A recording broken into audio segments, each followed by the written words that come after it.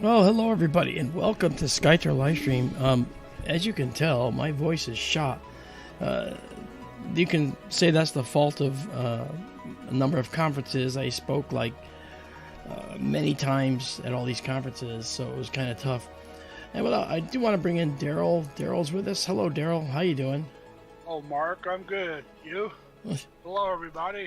As you can tell, I've got myself in a situation here where my voice is a little bit shot, so I'm going to talk a little softer tonight and make my volume a little higher so I can do that. Okay. Thank you, Fantasy. I want to welcome everybody who's here tonight. You guys are just legendary with me. Okay, so let's start right from the top. Rocket City Astro. Hey, man, how's it going? Okay, Michael Hedrick is with us. And he says, yay, Daisy and Zoe, great to hear you guys and see you guys as well. Fantasy here. Fantasy's been talking all about Joshua Tree and the Indian Wells, California, where I'm going next to speak. And Fantasy's been there a few times. And Joshua Tree, if you notice his icon, Joshua Tree is his icon in here. Okay, Bonnie on Ahata 77, hi. And this SkyTour livestream guy, I don't know who he is. And let's see, we have Donald with us. It's nice to see you, Donald. Of course, Daryl. And then Alicia Vieras. Hi, how are you? And Alicia and Darlene are here. Now, here's what's interesting. Alicia was at one of the conferences, and she got a book, a Populated Universe book, and she gave it to her little daughter, Darlene. Hi, Darlene. Can you see me? Hi. If you have any questions, you can ask me any questions you want about the book, because there's never a stupid question, and you know what? Science is for everybody, including you.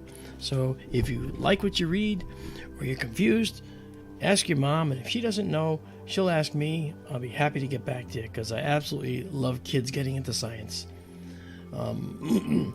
And Alicia, for you, I'm on a STEM board, Science, Technology, Engineering, and Math, for a gifted science center. So I consult with them about the best ways to teach science, and we talk about it and have meetings. Although we haven't had one lately, we got to start getting back to that, I guess, with them. But anyway, thank you so much for being here. It's nice to see you. Genghis is with us. Hi, Genghis. And PG, that's Petita from Pennsylvania. Pennsylvania Petita. Mark Nelson, what's up, brother? How you doing? Terry's with us. Hi, Terry. And Tim F. Woohoo! I wish I could do a little louder, Tim, but my voice is kind of rough. So you just have to endure me whispering a little bit more tonight, but maybe that's the night for it, right? Because we're going to be looking at some really cool dark objects. Michael Galea, how you doing? And let's see. I said hi to you, Donald, right? I did, yeah. And Cyclone is back with us, too. Very nice. And Darlene was waving. Hi, Darlene. You know, a lot of people find that they put our stream up on the big TV and make popcorn and just sit down and watch. Because, you know, as I said, you know, and many people have said, if you're not careful, you might actually learn something and walk away thinking it's really cool. Now, I wanted to mention something about the Populated Universe book. You know, it's a book I wrote because I believe that life in the universe is the rule, not the exception. So when we talk about that, one of the things that's important, I'm waiting for it to get fully dark, by the way. This is Sirius right here, the star Sirius. What's important about that kind of thing with the Populated Universe is that because I think life is the rule, we have to consider that you're going to be questioning, you know, as you always do. People always say, I can't believe we're alone. And that's a great question, right? I can't believe we're alone, and I don't believe we're alone. Or are we alone? That's actually the question. However, it's very important to understand something. You say, are we alone? And you'll say, I do not believe we are alone. And the next question comes, why do you not believe you're alone? Why do you believe that we have other civilizations in our universe, in our galaxy even? Well, that's where most people can say, well, I just believe it. Well, the book, The Populated Universe, gives you the meat, right? In layman's terms, gives you the meat. So you can explain to people why we're not alone, in your view, all right? And it has to do with carbon atoms and the way we're made of carbon, how carbon is a template provided by the universe everywhere we look, along with water. So it's very important to consider. And so that's what the populated universe is all about. It shows you not just that we're not alone, but it tells you why. So you can always answer that question when someone says, I know you believe we're not alone, but why do you believe we're not alone? Aha! Now you have an answer. And that's what the book's all about. Right? And I know Alicia bought the book for her daughter Darlene. And I think, Darlene might be a little young for it, but that's why Alicia's going to read to her and explain it. And like I said, you ask me any questions. That goes for any of you that have bought the book. Any of you can ask me a question, and I have no problem answering it. In fact, I welcome that. So I'll say hi to Roni Hassan, who's here. And Cyclone starts off with a question. Does most matter that is on Earth made of tiny creatures? No. No. I mean, most of the material on Earth, most of the atoms on the planet are not living creatures. They're actually structural, like potassium atoms and calcium and magnesium atoms and so forth. However, there are certain elements within the periodic table that are essential for life. Hydrogen being among them, oxygen another, carbon another, phosphorus another, sulfur another. And those are the ones that in the periodic table that's marked with the objects that are, or the elements that are most necessary for life. Those are the objects you're going to see. Donald Kunzer says Chon. It's actually chomps. CHON, he's got that. And then PS for phosphorus and sulfur. Carbon, hydrogen, oxygen, nitrogen, phosphorus, and sulfur. Hydrogen, oxygen, and carbon make up the base, and nitrogen make up the base of amino acids. All right, and then there's an extra added bonus on each amino acid, making it unique. All right, but basically there's a nitrogen compound, there's a carbon center, and there's an acid compound, which is a carbon with 2 oxygens and a hydrogen, COOH. You might remember that from high school biology, if you ever did it. COOH, carbon, oxygen, hydrogen, that's an acid group. Or a carboxyl group it's called. And the NH2, a nitrogen and 2 hydrogens attached to it, that is another atom or another molecule that's attached to the central carbon. And then you have the bonus molecules down below, which make each unique amino acid, make each amino acid unique. And so that's kind of what we're looking at there. So really cool. Hi there, Lucy Clark. Try to conserve your voice a little bit. You sound like you're going to last about 5 minutes. Well, if I do, I'm going to be doing a whole bunch of showing stuff and pointing. But you're right. Chan was the thing. They just called it Chan back in the 90s. Yeah. I did one program one year for the state parks during a heat wave. Yeah. And Chan was one of the subjects that night. And, to make it relatable to the audience, we had Chan for dessert. That's funny. I bought a whole bunch of ice cream bars, and everybody got Chan for That's cool. dessert that night. Yeah. Now, what you didn't give them was phosphorus and sulfur. That wouldn't have made it taste too good. But that is the rest of the chomps. Yep. That's great. That's really cool.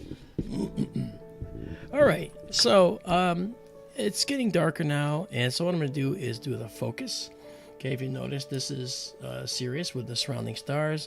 I'm at a fairly low gain. I'm at 200. I'm going to increase our gain to 300, and I'm going to increase our exposure to 1 full second. And you'll see a lot more stars show up, but you'll also notice that they're not in focus, and we're going to fix that right now. So what I'm going to do is I'm going to first balance all this. Now, they're not in focus for a reason. I want them to be out of focus so that I can proceed to bring them back into focus. And so that's what I'm about to do. All right, so I am going to grab my focusing system here. And I am going to scan inward because we went outward to defocus. And now what happens is our system is going to draw a parabolic line through all of our data here. It's going to be right here, right? And that parabolic line will have a center point. That line I just drew, so I'm just going to get rid of that. So that right there, we'll see a generated curve, and that curve is going to make us a perfectly normalized curve, really sharply focused, and then it'll interpolate the middle of that curve as it dips down and comes back up, as you'll see. There it is. There's our curve. And the focus will be right dead center in that curve, as you'll see.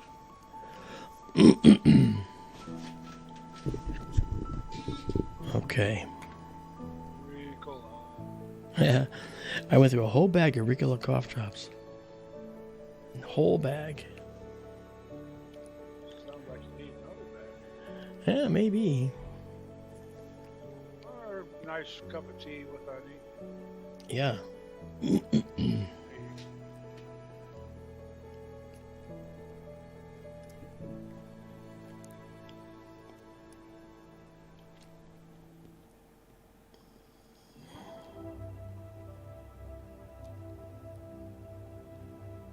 There's our curve, there's our focus. Okay, so now I can tell it to go to the best focus, and you'll see it go all the way across and all the way back.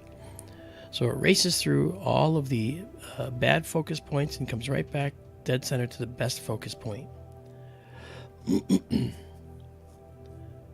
Okay. All right, there is our focus. So now I can get rid of our focus. Now, look at how the stars look. Ah, beautiful. Now, for those that just joined us and may not have a full understanding, I'm just going to give you a quick overview like I've done before. This area over here in the red, that is our telescope control section. Okay. And this right here is our telescope computer. This is the telescope in the building. You can see a couple of spider webs. This right here, this is me. This is our main view. This is our camera control over here, and our focus control right here, right? We also have a cooler to bring the temperature of our sensor. It's down to minus 19 right now, and our target is minus 20. The lower the temperature, the better the noise is on the sensor that's removed. Yeah. Okay, so now that we've got ourselves all focused, I was thinking, Daryl, maybe we should go, while we're here, why don't we check out a very nice cluster that you and I both really like, called the Little, you got it, the Little Beehive. There you go. So here we go. We're going to move to the Little Beehive now and just watch the beautiful cluster as it shows up. You'll see many stars just show up out of nowhere. Look at that. That's really pretty. Yeah, we're gonna. Favorites. It is, isn't it?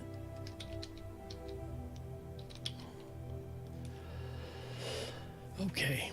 Now we're in night vision mode. That's why the screen looks a little green. And we're going to get out of that mode, and we're going to go and do a just about a 15-second shot here, which I think will be perfect for this. Then we're searching right here. That searching that you see up there, it's searching for guide stars, and then it's going to lock on and guide to a high degree of accuracy. There it is. And now it starts guiding. And I'm going to do my best to talk softer tonight, or more directly into the mic so that you can hear me. Okay, there we are. So let's do we'll do 20 seconds. 20 seconds. I can't be kept away from this. I just got to do this. This is crazy. All right, out of night vision mode and into stack mode.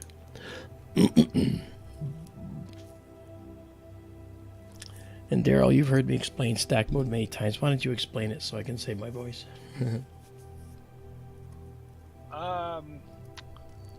he is stacking exposures, multiple exposures, and they all get stacked together and aligned on the stars and such, so they're all in register with each other, and it builds up the image over time.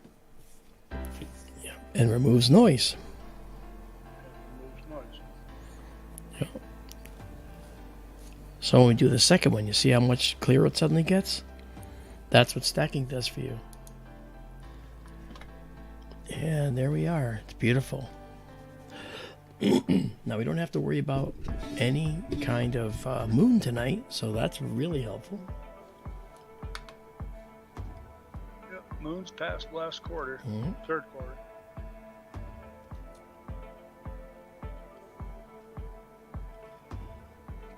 Cyclone, that's a good question. He asks, how long will it take for WASP 12b to be completely absorbed? I assume you mean by its star because it's evaporating the planet? Is that the one you're talking about? If that's the one you're talking about, I don't know. It's probably going to be a matter of a few 100,000 years, maybe 1,000,000 years. I'm not sure. Satellite. Look at those beautiful stars. Wow.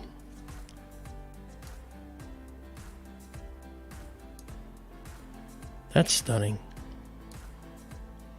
Nice colors in there. Yeah. I think we've talked about this before. It reminds me of the left-hand cluster and the double cluster. Oh, yeah. The red stars. Yeah, have some red giants in there amongst the other cluster stars. Mm-hmm. Wow. That's nice. Let's move this. There we go. That looks good.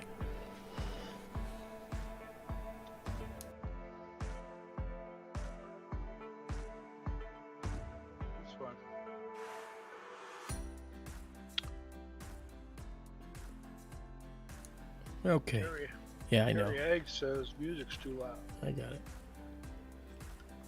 Okay. All right, well, that's a 7. And we will save this. I've got the little beehive up there, right there. And as we save our images, we've got 8 stacked. So now this is heading right out of the observatory, heading up to the cloud, and it's going to be available for all of you to look at, as it looks like here, in just about 30 seconds. Okay. I'll post a link to the server here momentarily. Oh, thank you. Cyclone, this is Messier 41. Open cluster, also known as the Little Beehive, which is what Marc named it up at the top of the screen. Right there. Might be hard to see that though. So try to give Marc's voice a rest tonight. Yeah. I'll get the server up here momentarily. All right. All right, so we got that. So we'll get out of this and go back to our night vision mode.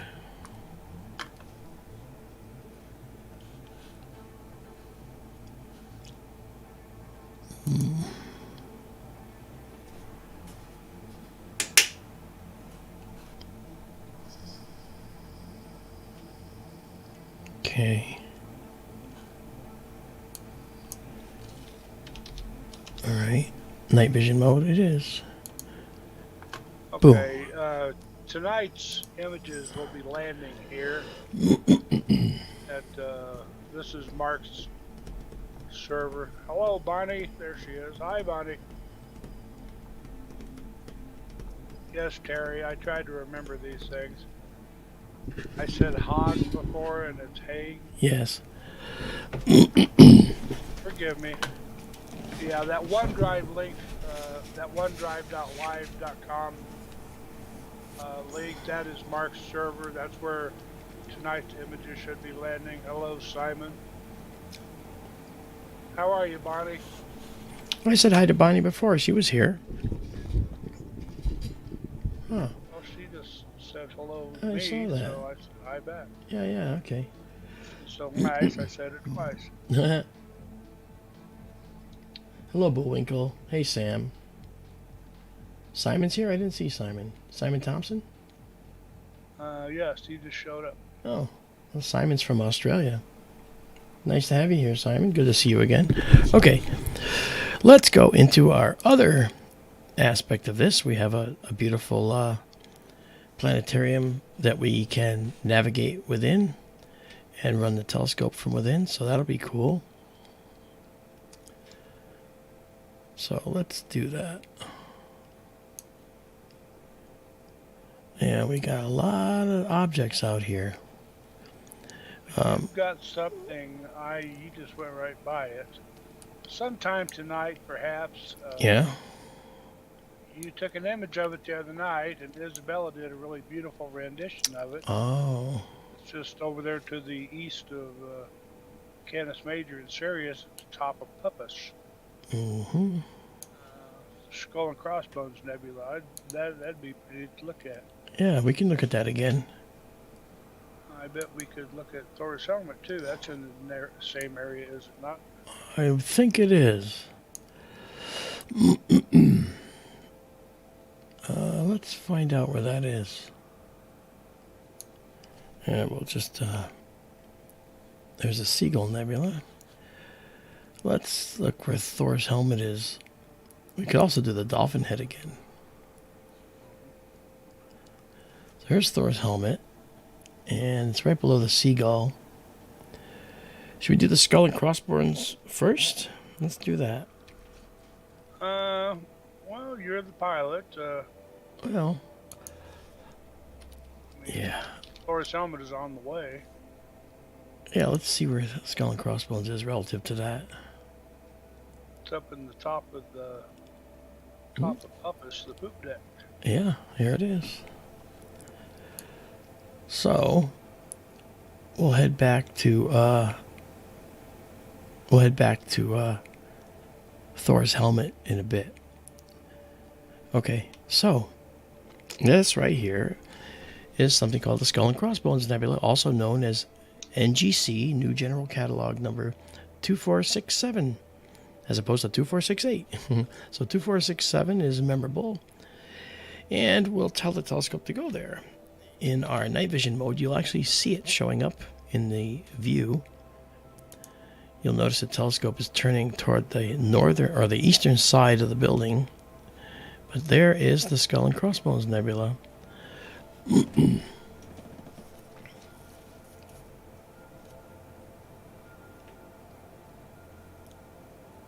Okay. So we'll get our telescope back here. Gives us control back once it's all set up and aligned. Izabela did a really nice Skull. post-processed image Yeah, of this. she did. It was very pretty. And now what we're going to do is move over a little to the east, put that more in the center. This is a huge object right here. It goes all throughout here. And you'll see it. Just a minute. Okay. All right, so we're locked in.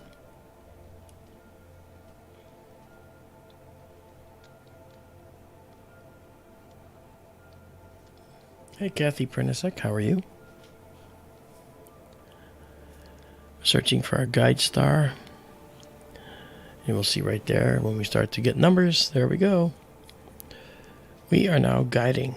So we'll give this a 40-second shot here. Okay, guiding is stable. Off we go. So we'll come out now of the night vision mode, go into our stack. The previous one is there, the little beehive. We'll clear that. And down here in the lower right, you can't see it. Okay, let me see if I can fix that. Let me see if I can fix this for you. I want you to be able to see this. There it is. You see that message progress in our bar? chat. Okay.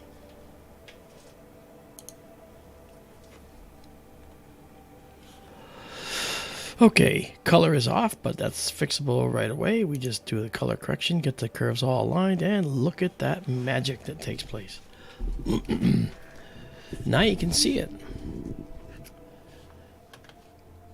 Hello there, Bucky Barnburner.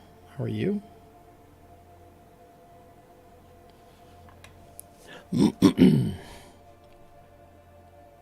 And thank you for the message, Daryl. Am I right or am I wrong? I don't know. We'll find out. Okay, now when I pull this out a little bit, you can see how much stuff is actually in this nebula. Okay, so this is really pretty. There was a lot going on in this There image. is.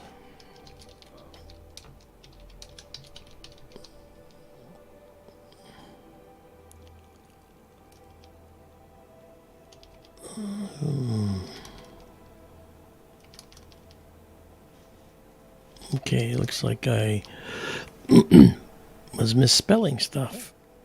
So let me go and re-spell and fix it.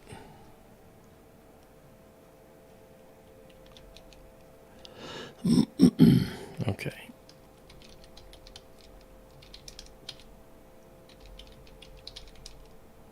And it's an emission nebula.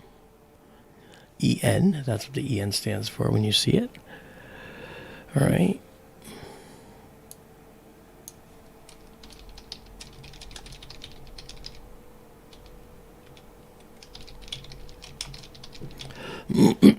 I do want to look for those Wolf-Rayet stars that we, when Sagitta comes up again, or Sagitta, however people say it. I'm looking forward to that. That's another one. Right now, though, guys, this is the object we're looking at. We put that out there for you. The Skull and Crossbones. It's an emission nebula.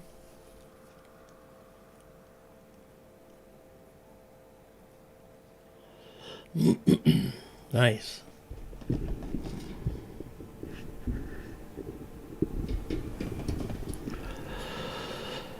All right, let's see if we can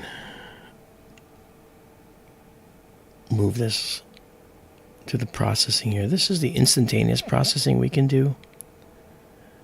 It's really interesting because we can pull out really neat details that might otherwise be hidden.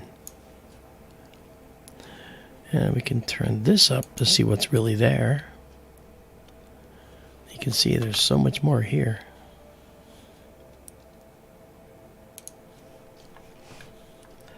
Very nice, very nice.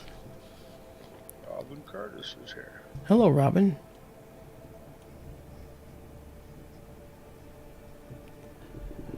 I did not hear you ask what it was, but I thought I would tell you anyway. Okay. Let's color correct and get this background a little more correct. There we go. Look at that. So here you see a section of this nebula that's got oxygen in it that's ionized. It looks greenish blue. Ionized oxygen, doubly ionized oxygen, looks just like that. Singly ionized hydrogen, which is all you can get with hydrogen because it only has one electron that can be ionized, looks like this. It's red. Glowing gas.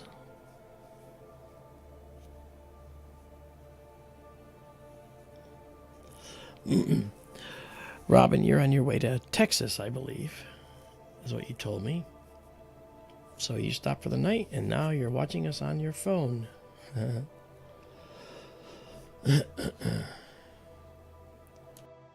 Elisha asks, do the names for these stars change over time, or do they stay consistent over the years?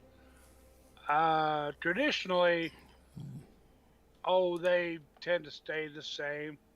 The International Astronomical Union gives official names to stars now, and once they name them, they're named forever. I guess you could say, well, forever is an awful long time. Yeah, as far as IAU is concerned, they're named. Yeah, they might get an additional designation, Elijah, and that's what happens. Sometimes a star will be in more than one catalog, so you'll see it listed in multiple ways. So old bright traditional stars, some of them, their names go back thousands of years. mm-hmm. Capella, for instance, in Auriga, Right. and lots of others. So as you can see, here's one called Zeta, or Chi rather, Chi Puppis. It's also known as 7 Puppis, Beta, 1063, HIP is Hipparchus catalog, HR 3045, HD Henry Draper, SAO Smithsonian Astrophysical Observatory catalog. You see designation 1, designation 2, 3, 4, 5, 6. So each star can have multiple ways that you can address it.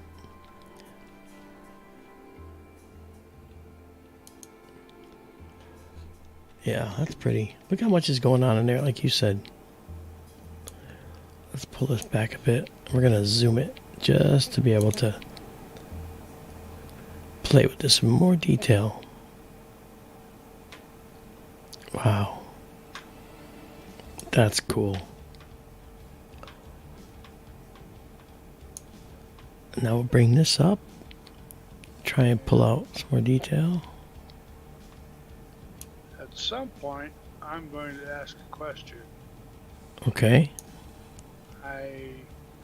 I suppose it's resolved now because we're going to get it now. Folks, this is called the Skull and Crossbones Nebula. Do you see the skull? Do you see the crossbones?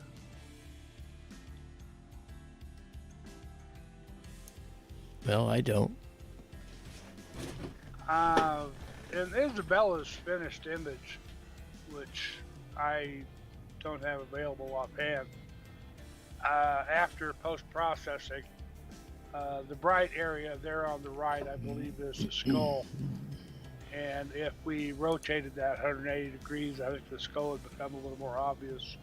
Oh, so is this the eyes here? No, I suspect the brightest part, the lower part of the bright area there, I think that's like the dome of the skull, the top of the skull. Oh. And the eyes are in those two dark areas, slightly higher. Here? Or up here? Right there. Oh, well, I guess it's a pareidolia, you know, for you to figure out whichever one you want it to be, right? Yeah. That's what I saw the other night. Sure. Yeah, it's a beautiful nebula. It is. We have a question from Darlene. And Darlene says, can Mark see a galaxy with the telescope? And the answer is yes, we can, Darlene. And if you'd like to see a galaxy, we'll find one for you. We're going to do one more object after this one called Thor's Helmet, which is a special kind of star that's in the process of getting ready to blow up. Because when stars die, big ones anyway, they blow up. And we'll see that happen here someday maybe. And I'll show you that one next, and then we'll go and see if we can find a galaxy for you, Darlene. We might be able to do one of the Leo galaxies, Daryl. Might be able to do more than one video. Yeah. It just so happens this time of year, as we head into springtime, Galaxy season. Is galaxy season, and there are many galaxies visible during the springtime going into summer. Right. Okay, we're going to pause this, and we have Skull and Crossbones up there, and we'll say save, and save. All right, there we go. Thank you for showing that. Yeah, no, this is beautiful. I'm glad we thought of it here. Now let's just do this guy. Go back to our night vision mode.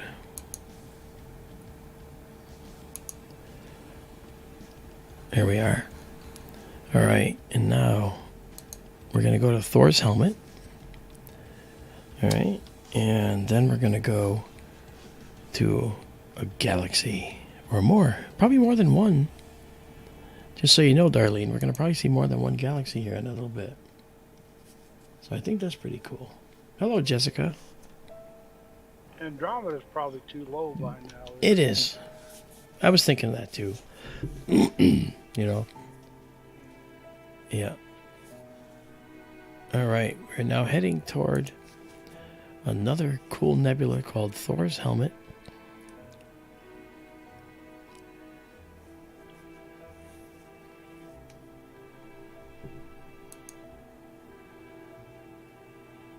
There it is. I think it's just so neat to be able to just tell the telescope to go and it goes, you know. All right, we're going to head west a little bit just to bring this in. There's actually a lot of stars in here that are just really filling this field. You don't see them all until we take an exposure.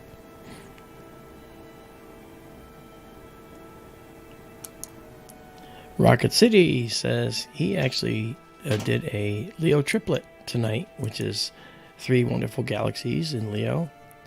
It says 65, 66 in the hamburger. Is that right?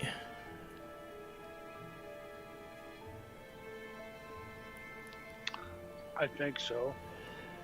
Okay, and here's I always Thor's get helmet. 65 and 66 confused with 95 and 86. Yeah, so do I. I do too. Both of them have a third galaxy as a Yeah. component of their groups. Yep. 65 and 66 is the hamburger, and what is the one with 95 and 96? M105? I forget. I don't remember. Yeah. Okay.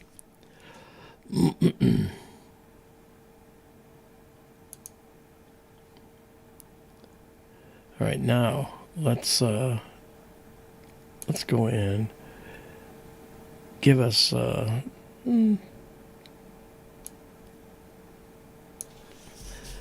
give us a exposure that's fairly long here.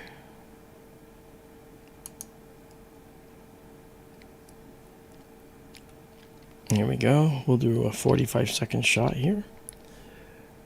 Oops, that wasn't right. Let's pull that out of there. Okay, 45 seconds. All right, we're at a gain of 300, so that's just about right for us. Okay. Here we are. And go into our stack. I was right. M95, M96, and M105. Good. And there's actually even more galaxies in the neighborhood there. All right. We'll clear this. And, No. And we'll clear this. And we're almost finished with this first exposure. In our stack, we got just a couple seconds left. Yeah, 1 second, and boom. There is Thor's helmet. But to see it better, we just do a little processing and a little color correction. Look at that. Isn't that amazing? This is the star right here. That guy, and I'll point that out to you better here. Okay. This star right here, inside that box, that little white guy, that is the progenitor. That is the star that caused it. It started blowing off its outer layers of oxygen and probably some hydrogen as well. You'll see a little rim of red down here. That's the hydrogen that's been blown off as well. The green is atoms of oxygen. And the oxygen atoms are higher density in this region right now, so the hydrogen is playing second fiddle to that.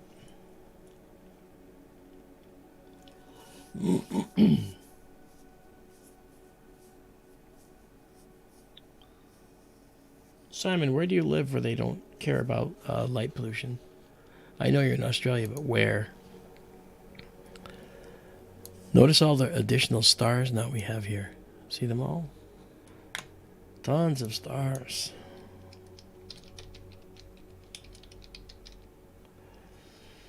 And of course, where are we? Well, I'll put this out there for you. That is Thor's helmet. There we are. Whoops, it's not an emission nebula. My mistake. This is called a Wolf-Rayet star nebula. There we are. Okay. There's a lot more detail in here waiting to be pulled out. And we'll get it out. Simon's in Perth. Oh, okay. It's like California of Australia. Exactly. That's right.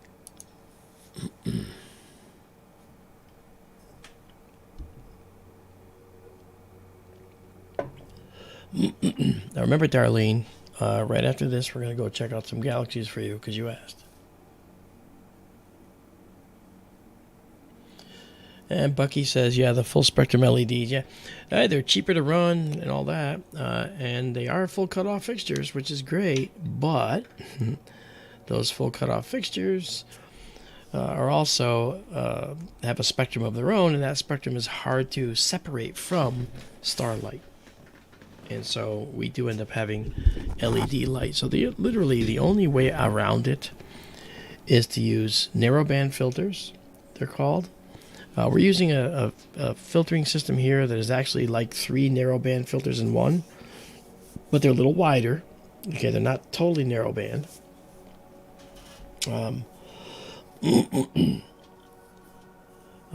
So it's pretty cool. The city here took a giant step backwards with the full spectrum LEDs. Yeah, they're cheaper to run. Day when I'm sorry, yes they are. Yeah. Back in the 90s, I belonged to the International Dark Sky Association, and I did a lot of drum beating against light pollution in the area. And the city actually seemed to pay attention for a while. They were switching over from mercury vapor lamps to low pressure and high pressure sodium lamps, and they were going with full cutoff lamps. Since the advent of the LED bulbs, especially in the downtown area, because the Springs is getting to be a big city now, and they're proud of themselves, I guess. They have put up they have put up 0 cutoff Victorian style light fixtures everywhere downtown. Yeah. And they shine light everywhere. They're painting the high-rise buildings downtown with these things, so you can see them at night, go ooh and ah and all that stuff. And yeah. Take postcard pictures, and they've just taken a huge step backwards. What used to be that ugly baby aspirin pink sky glow over town, is now rapidly turning into a bright white sky glow everywhere all over town. Yeah. And the only way to fight that is to convince them to limit the spectra of the LEDs, of the LED bulb. They could change that. Lambda Theta says light pollution is a problem. Yeah, you betcha it is. Lambda Theta Psi.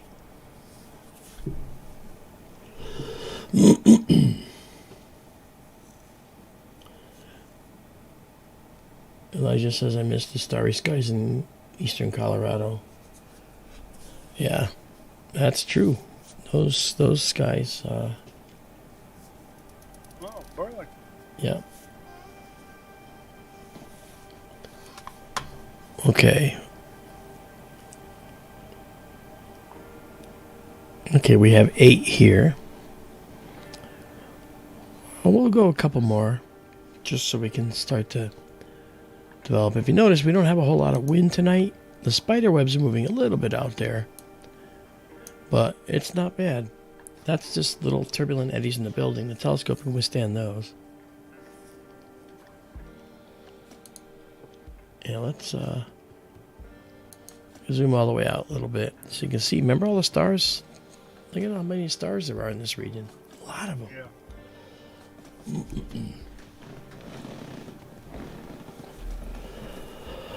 Oh, yeah.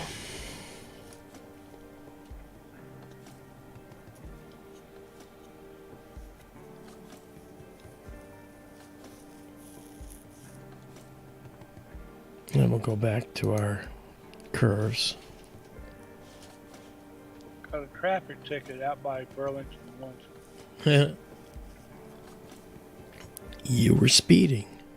Or you went through a stop sign. No, it was speeding. I ripped phones up. Okay, we're going to pause this now. Thor's helmet is labeled up here. There. And we'll save it. And then save it exactly as seen. And off we go. And now we can go back into our night vision mode. I'm going to grab night vision mode, just a little different part here, and do this. And then do that. And there we are. Okay. Now let's go see if we can get Darlene a galaxy. This is for you, Darlene. We're going to find you a galaxy. Okay.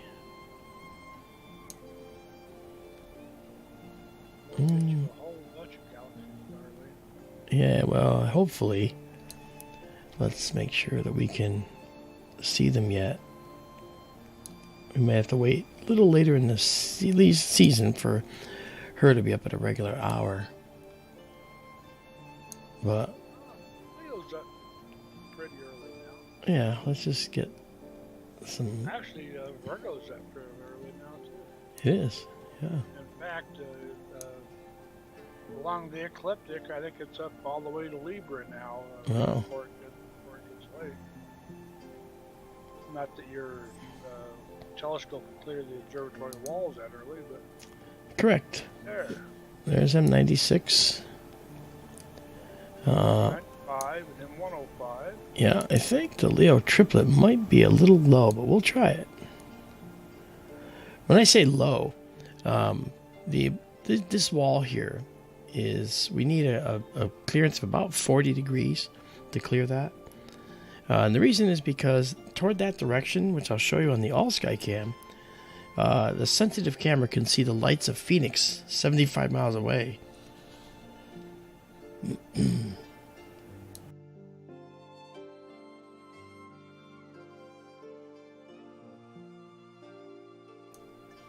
Okay, let's try it.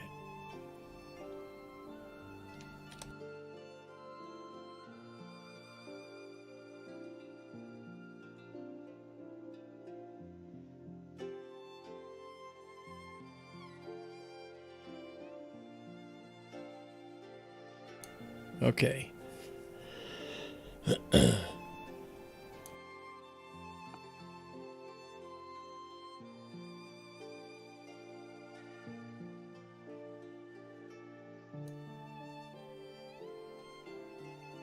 Okay, let's try it, shall we?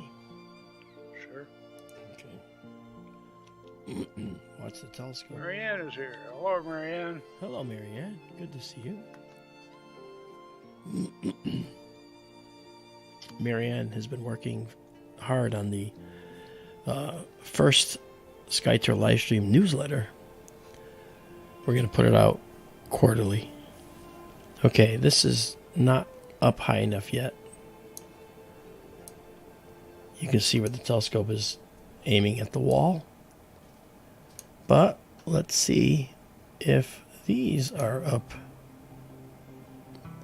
I'm going to guess they're not, but we'll try it. Let's go there. First things first.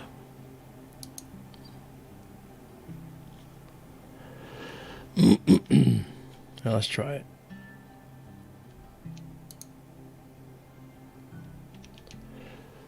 And it's going to slide upward a little bit. Okay. We still have some wall. Okay. You can see the galaxies. You can see the galaxies here, but we can't take a good image of them yet. Suggestion? Yes. M81 and M82. Yeah, you're right. I was thinking about those and figuring those are pretty high up now. Let's go check those out as well. And those actually look really pretty too. Let's go see what their altitude is. Oh yeah, we got those. We got this. Okay. See, Darlene? We do everything we can for you. Look at those galaxies. We're going to see some really cool galaxies. Right? In fact, the telescope's going to be turned right upside down to see them. So here we go. Off we go. Watch the telescope now. It's going to go right up and lean itself way back over the back side of the building. There it goes.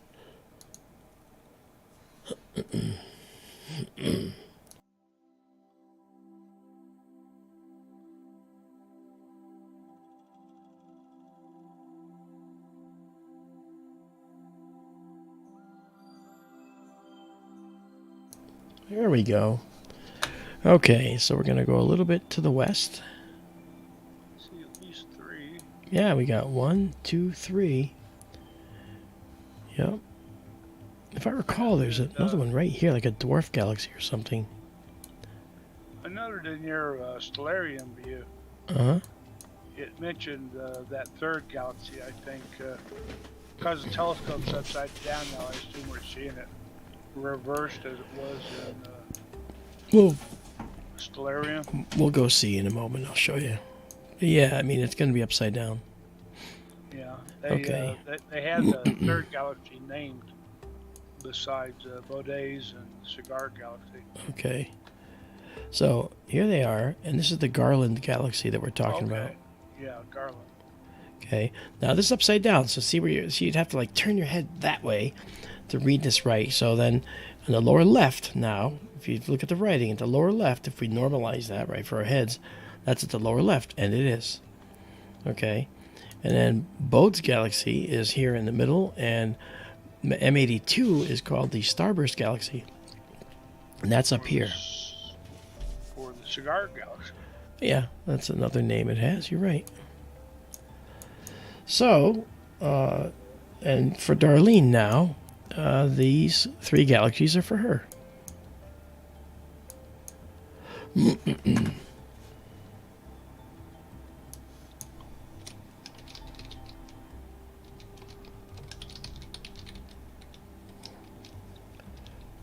I knew that third one was called the Garland. I forgot it. Yeah, I don't remember either. But M81 and M82, of course. Bode, or Boday's Galaxy, and M82, the Cigar Galaxy. Yeah. And just to help make it memorable for you, Darlene, this is for you. Darlene's Galaxies. M81, M82, and the Garland Galaxy. All right? So let's first, we're going to move over a little to the west a little bit more, center these up a bit more. Okay. And then once we start guiding again, we'll take some pictures of Darlene's Galaxies. Remember the timestamp on here, Alicia, so you can actually go in and show her or her friends where she has her galaxies listed. Okay. So 231101. It'll also be in the table of contents too, once the table of contents is made. Okay, here we go. I'm going to go a little more west, I'm sorry. The Garland Galaxy is cool, but it's not the best. This galaxy has some real interesting stuff going on in it. It's spewing all kinds of material out of its north and south poles. Okay, this will be good. And this one is going to be a 50-second shot. Because it's, well, no, it won't. I'll make it 45. We don't need to go 50. It'll work fine, but now we're guiding. Let's do it. Out of night vision mode. And it's a stack mode where we can remove the last one we saw, Thor's helmet. Look at that beautiful thing. That's up on the server now, so you can go grab it if you want it. Okay. 45 seconds on Darlene's Galaxies. Actually, I like that. That's a cool name. We should lobby the International Astronomical Union to make this trio Darlene's Triplet. Well, you have Carolyn's Cluster. Why don't we have Darlene's Triplet, right?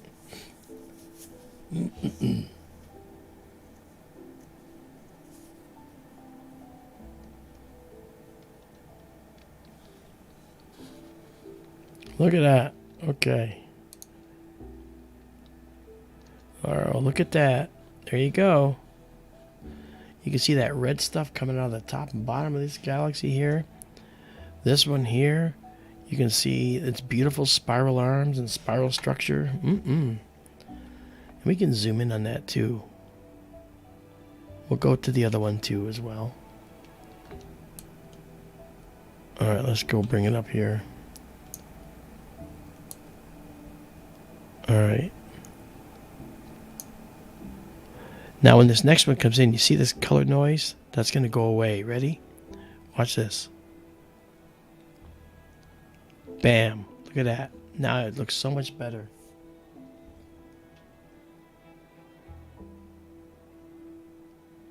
Look at that. Really pretty. Yeah. They made it one to showcase Galaxy. You betcha. And let's actually do some contrast here to make it look even better. Look at that. And I have it on enhancement. Let's turn the enhancement off and now watch what we get. You can see all the way to the core. The enhancement allows it to look a little better. See, watch the difference. I turn on this mask and now details are sharp and precise at the expense of bright objects. If I turn it off, we can see to the core better and it's better for zooming in. Look at that. There's also a dim object over here. I think that I have to look and see. That might be a dwarf galaxy accompanying this. Very nice. All right, we'll back out now. And let's go north here and check out M82 that might actually look like this galaxy precisely. Might look the way it does precisely because of interaction with M81, the galaxy down below. Let's turn off the mask here just to look at some more detail. Look at that. So you see, we can see inside this galaxy's got a number of details in here that are very obvious. If I turn on the unsharp mask, I might want to remove the amount.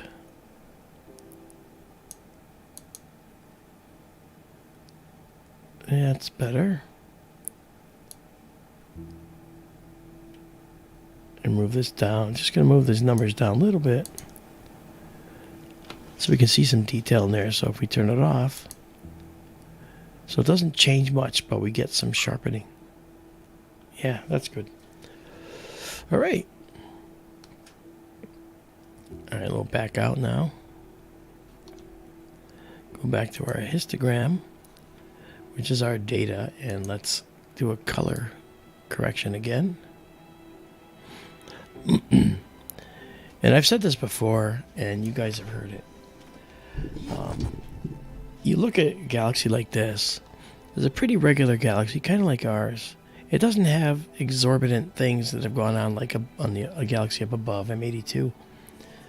And you wonder how many life forms are looking back at us saying, wow, look at that galaxy out there. What do we call it? Well, they won't know we call it the Milky Way. So they'll have their own catalog name if they do catalogs, if they're scientific, if they exist, if they're intelligent. If. Pretty interesting, huh?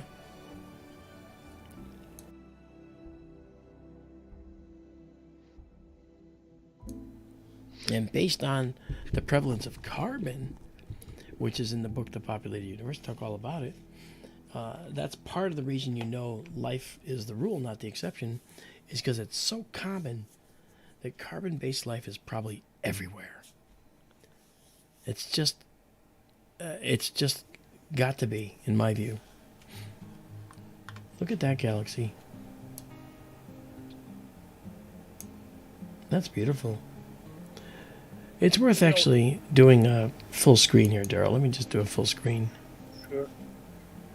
At first glance, that galaxy looks very regular, but when you start taking a closer look at it, what's had influences? one side of the galaxy is quite different than the other one. Yeah, it's true. And when we look at this galaxy, one of the things we notice is all this detail down here. It seems to swoop around. This galaxy this one here has a very sharp spiral arm bar, which might not bar, but a line here. And this one could be the symmetric one on the opposite side that comes around here and goes in. And this one comes around and goes out. And the way they feather, I don't know. It could be pretty similar. But this side seems to have more convolutions in it and more detail than this side. Although this one has a beautiful spiral arm full of hot blue stars. You see how blue that looks? These are young hot stars forming in this galaxy. Look at this spiral arm. Very blue. And star formation can be the result of close calls with other galaxies. So, yeah, and I think that's why the upper and left side part looks different than the lower and the right side part. Is maybe due to the interaction with it, maybe too. Yeah, it could be right.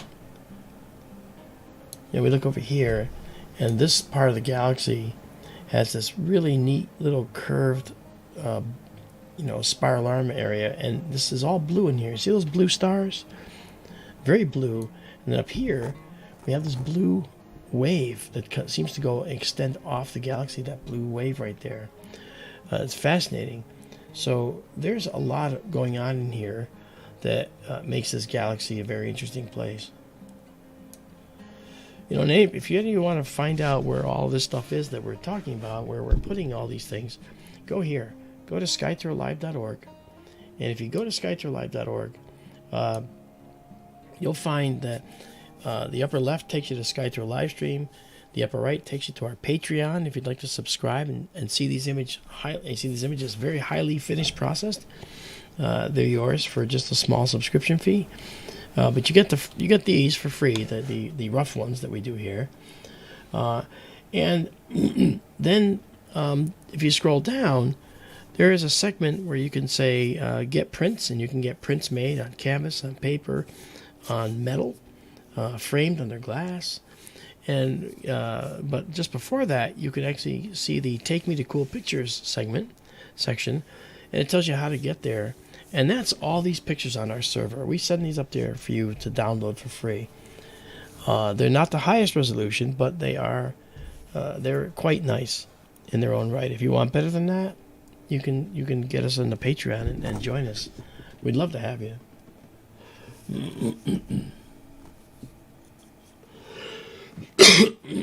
Sorry about that.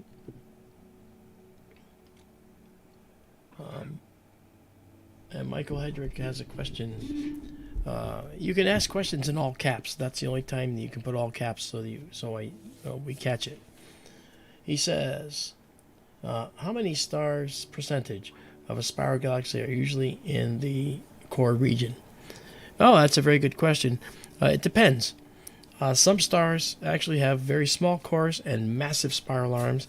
Some galaxies. Some galaxies have all core and no spiral arms. We call those the ellipticals.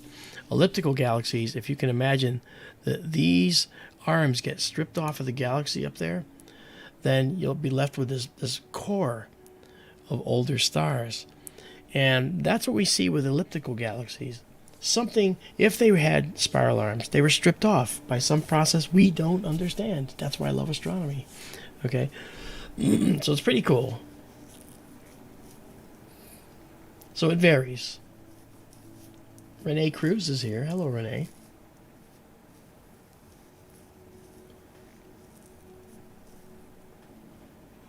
Okay. So let's see. Let's actually bring back our telescope view here. All right. There we go. All right. Now let's bring back our stack view and dock it up so we actually have the stack accessible. There we are. Look at that. Now let's see what else is here.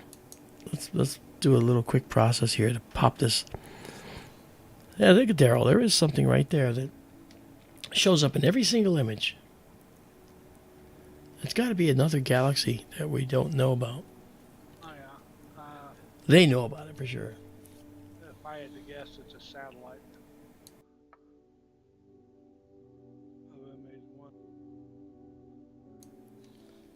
Okay. And we can drop out of that because that doesn't give us too much. There we go. All right. Now we see how much better it looks. Look at that. Really pretty. And we'll zap out of this now. Back up. We're going to do one more exposure. It's coming up on 15. We'll stop there. But let's take a look at the Garland Galaxy while we're here. You'll see the Garland Galaxy. A very interesting shape there. Okay, there's 15. We're going to pause it. And I'm going to call this...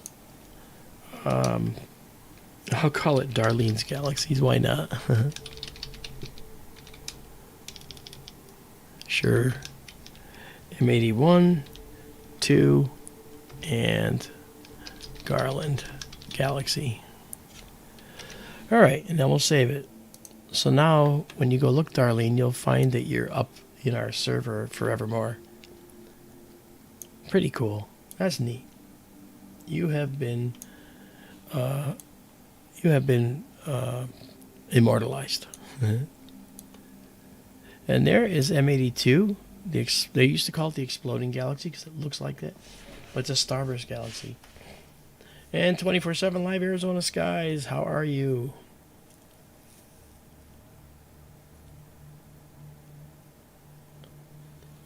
The East Coast time on the screen. Well, that's just... that's because that's where the stream originates. I'm in Connecticut, and I'm running that telescope up there from 2,500 miles away. It's out in Arizona. So this is the East Coast time. Excuse me a moment, please. All right. Beautiful details there. Okay. Now let's zoom out, and let's go back and save Darlene's Galaxies here. Oh, I already saved them. That's why it's giving me red. Yeah, okay, good. But we didn't save the PNG file, the one you can just double click on. Excellent. Well, there we go. So Darlene asked for 1 galaxy, and we gave her 3. Pretty cool. These two are approximately the same distance from us. And they're kind of interacting with each other as well. The Garland Galaxy, I'm not sure where that one is. Let's go look while we're here. Garland Galaxy, that one says it's about 13.6 million light years away. And what's Measure 81?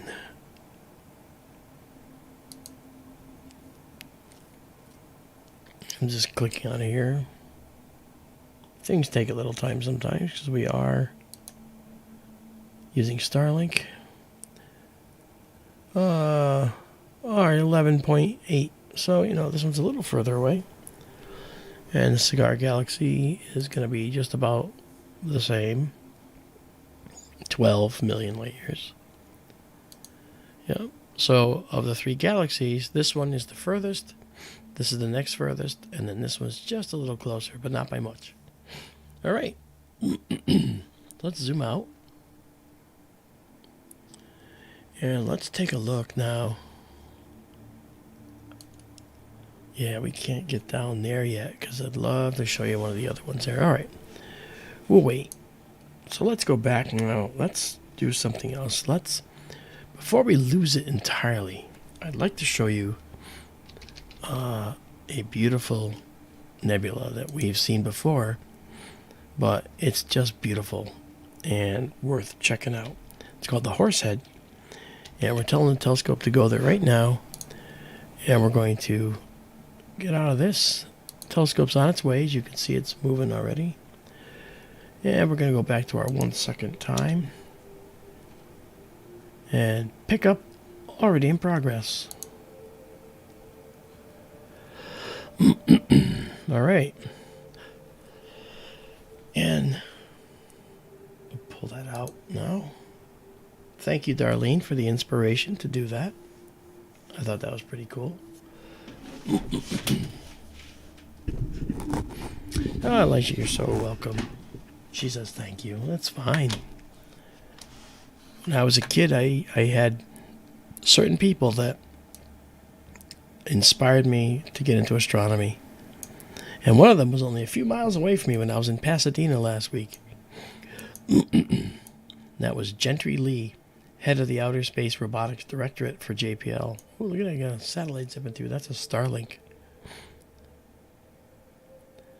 I didn't get to see him at all because I was so busy.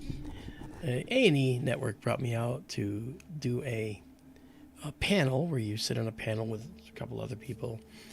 And in fact, there was one other guy. And he and I did a panel with the producer of the show. And we talked about our image processing processes that we go through. Everybody really liked it. And then I did another talk for the Mutual UFO Network. I was on a panel for them. There were several of us on there. And we got to talk about our best cases and so forth. And then when I ended up leaving Alien Con in Los Angeles, in Pasadena, I went to Roswell, New Mexico. Oh, wait, no, I did one more talk in Alien Con. And that was the history of the Earth. And it kind of goes with the populated universe. Because I like using clever ways to show people how the Earth was formed and how long it took life to develop here. So to do that, I ended up taking the entire history of the Earth and putting it on a roll of toilet paper and then going out into the audience and unrolling it around them. It was 120 feet long. And every 4 inches was a sheet, right? And I put all the major milestones for the creation of the Earth, including life. And that, they absolutely love that. Hey, you know, people remember how they were part of the formation of the Earth process.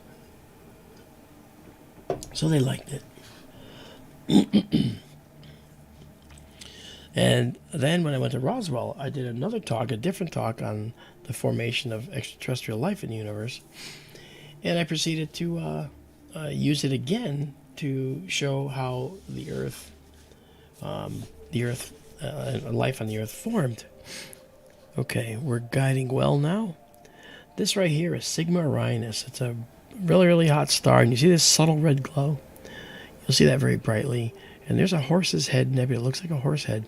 And this is the edge of a giant molecular cloud in Orion, made of carbon atoms, silicon atoms, and many other atoms within our periodic table. It's the stuff from which planets are made of.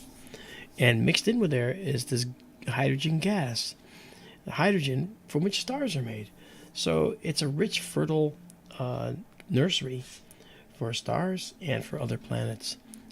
So now let's actually do a 35-second shot, come out of night vision mode, go into the live stack, and clear the last one with Darlene's Galaxies,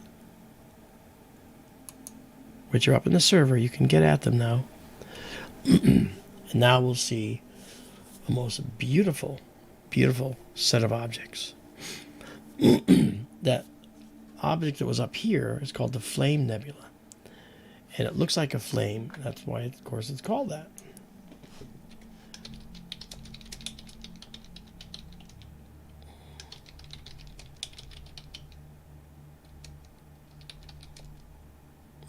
And here we go.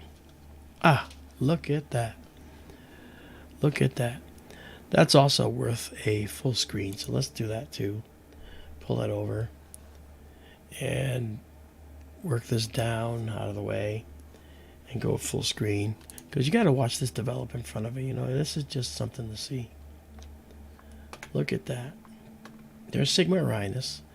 Sigma Orionis is a hot ultraviolet star. It's a hot young star. It's actually more than one.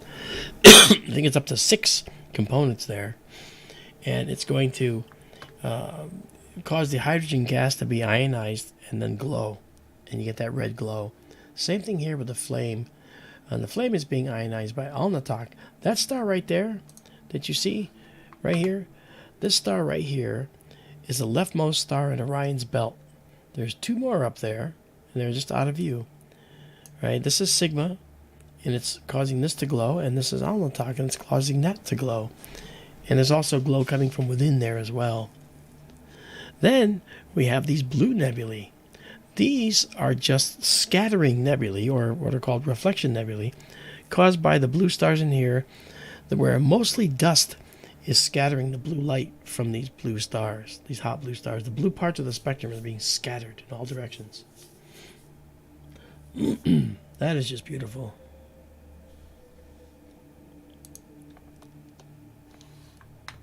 Stunning.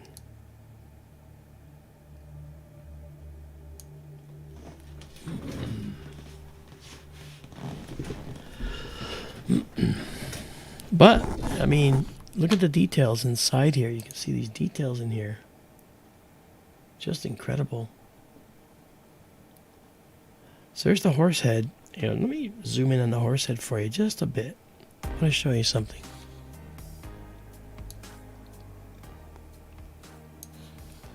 As we zoom in, you'll notice that the Horsehead actually has some different coloration. It looks lighter on the top. There's a tiny star right in here. There's a tiny star right in there. There's a tiny star in the snout. Okay? And it has a lot of very interesting detail.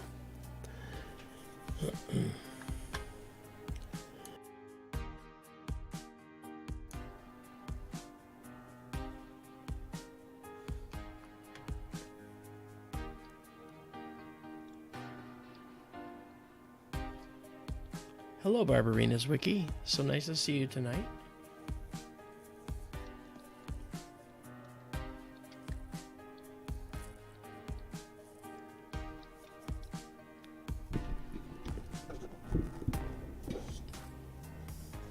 Interesting. The Zwicky Transient Facility First Light, the Horsehead, 2017. The Horsehead Nebula can be seen in this first light image from the Zwicky Transient Facility, named after her father, Fritz Zwicky, a famous Swiss astronomer. And the head of the horse, middle, that you can see there, faces up toward another well-known nebula known as the Flame. And that is right up here. And there's the Flame. Gosh, this is really pretty, Daryl.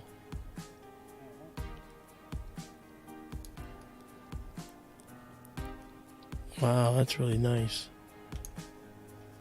I mean, it's nice to just fill the screen with this stuff, because it's just so beautiful.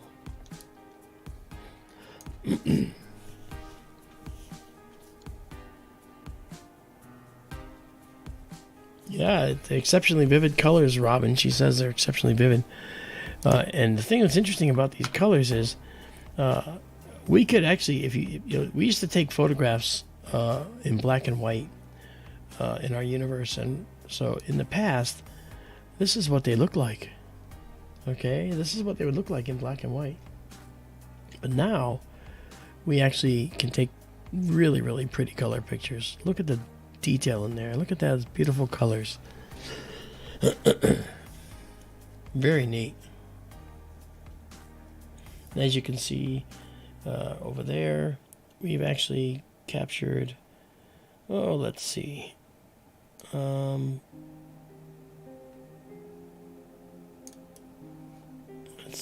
Let's go check this out here. Okay.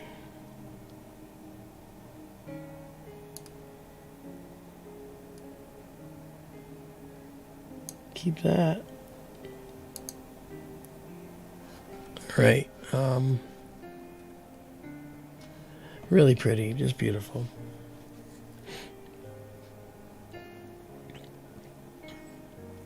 Let's bring our telescope back into the view here. Okay. And again, just for the record, this is the Flame and Horsehead Mission Nebula Plus. And that plus is Dark Nebula. Okay. The Dark Nebula is this black stuff you see here. I'll take this away just for now so we can traverse the universe. Welcome. You know, and Skywatcher Dinos, hey man, welcome from Greece. It's so nice to see you from Greece. Make sure you subscribe, you know. It's very simple. Subscribe, okay? Join us. It's all free.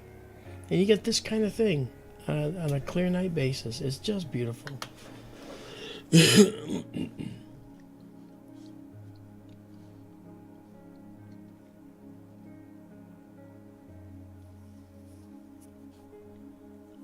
Dinos. Skywatcher Dinos.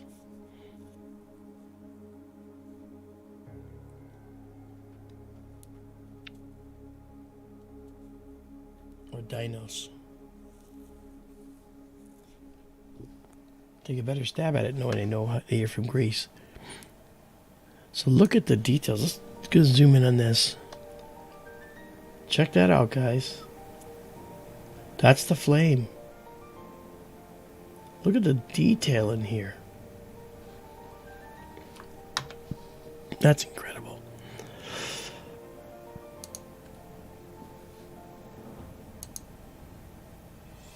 Let's turn off the enhancement for a moment.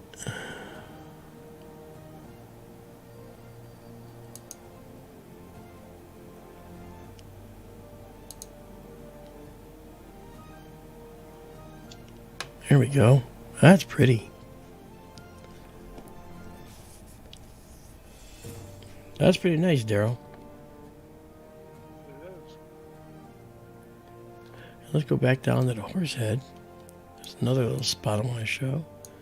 That's an artifact that's going to vanish in a second. Wow, that's really nice.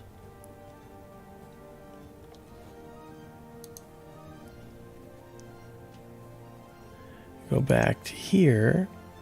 Let's see if we can remove some of the noise.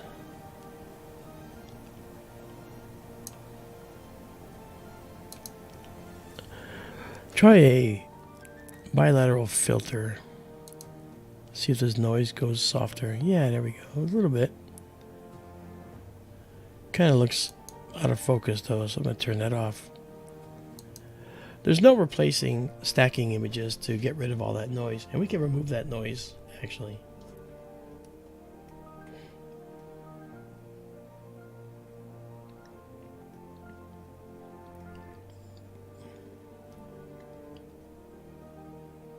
All right.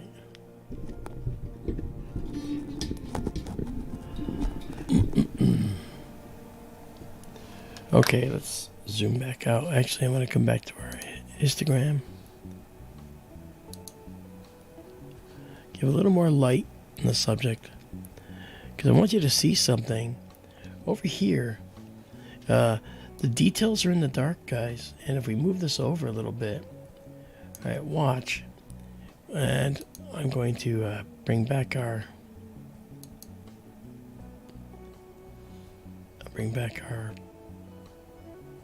docked analysis tool. Let's pull this out just a little bit. Okay. All right. And let it clear up. Look at all the detail that's in here. All this dust and convolutions. This is all dark nebula. It's all dark clusters of dust that is obscuring the stars behind. Really interesting.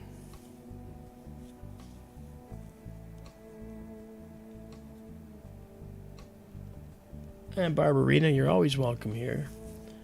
I'm glad that to see you, actually. It's very nice that you join us on our nights when we stream.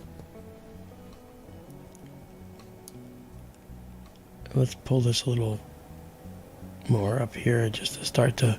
This is called a push. When we push the data, it makes it more noisy, but allows you to see more detail. You can see how much cloudiness is in here now. There's some darker features in here that you're seeing.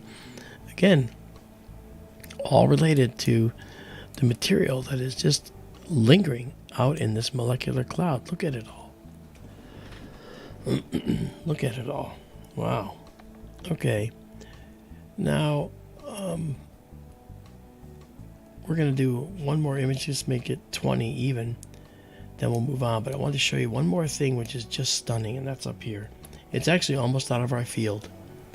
But look at this up at the north end of the flame. We have a beautiful set of hydrogen gas emission nebulae clouds and a beautiful reflection nebula. Okay, sitting in here. This is a gorgeous little area. It's just stunning. It's lost most times because people say, oh, look at the crazy flame. Look at the amazing Horsehead. You know, what they don't remember to look for are these subtle little clouds over here. These are beautiful. Absolutely stunning. That's a true binary star at the top. Right there? Yeah. Yeah, that's a good question. Okay, there's 20 shots, so we're going to pause that here. We're going to save it, but not until I name it. So this is Flame and Horsehead. Okay, and we'll save it. Okay, saved, and then save it exactly as seen. Nice. Look how soft and supple it looks. It's really cool. I love these. It's almost like I want to go north now and just do a deep shot of this. You know? Crazy. All right. Well, we saved it now. So now what we're going to do is we're going to do our 1 second shot here. And go back to... well, let me get rid of the stack. I don't need it anymore. I'll leave the image. It'll be in there next time we come in. And then we'll clear it. But look at how it looks. This is about as much as you'll see in a telescope. Unless it's a big telescope. You're not going to see too much.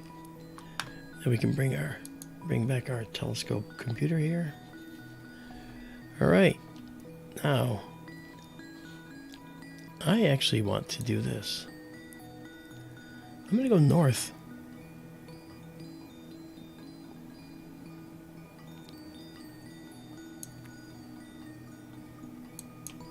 All right.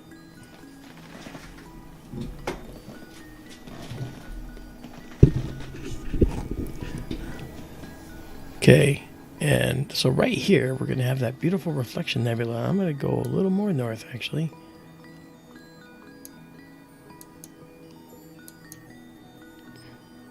I'm going to put Alnatok, the leftmost star in Orion's belt. I'm going to put it. Let me get me back here. Hello. I was out of focus. I'm out of focus sometimes. All right. There we go. And let's do a 35-second shot here. And go in and stack it. I want to capture that beautiful nebula because I've never done that. Look at that beautiful. See, we're going to capture this now. We're pulling this down to the bottom, so we're going to see whatever is up here. This would be pretty. And then we can composite them together. Really pretty, pretty.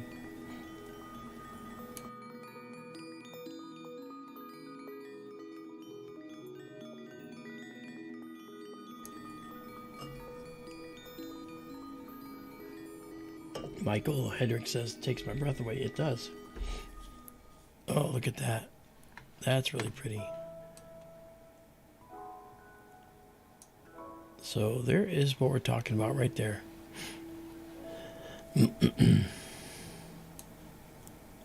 Mark, Elisha has another question. Well, that's a lens flare, by the way. Don't think that's some kind of space jellyfish. Okay. What's a space jellyfish? Huh? I said, what if it was a space jellyfish? Yeah, what if it was? Elijah has a question. Okay. Yes, the contact us on the website is how you get in touch with me, Elijah. That's exactly how you do it. All right. Perfect.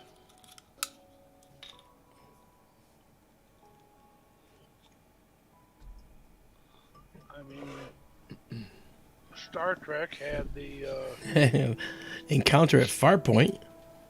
that the big giant space amoeba. That's and, right. The horn of plenty of doom. Oh yes, that's right. The planet killer. Da da da da da da da da da da da. The crystalline entity. And Mm-hmm. why not a space jellyfish? I guess that's true.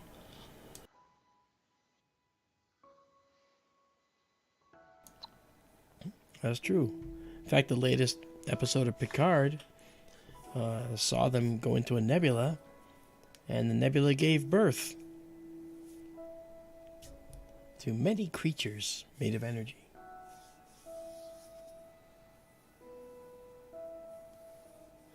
Yes, Elisha says I mailed the picture of Darlene with her book. Yes, I got that image, and I think I told you I really thought it was great. If I hadn't, I'm so sorry if I didn't mention it. But that was a beautiful shot. I sent it to everybody in our SkyTour LiveStream family, that runs SkyTour LiveStream.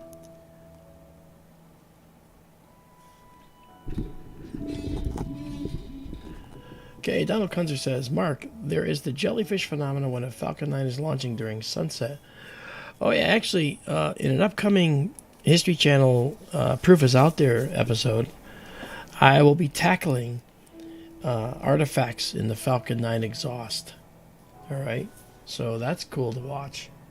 Look for it on History Channel.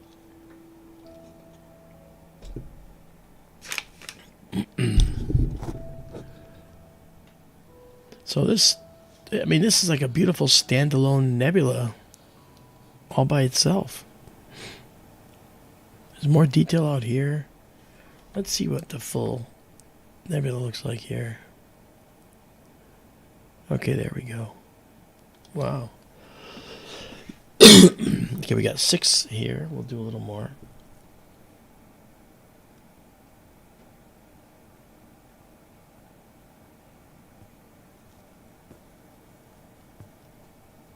Any requests, Daryl, from you?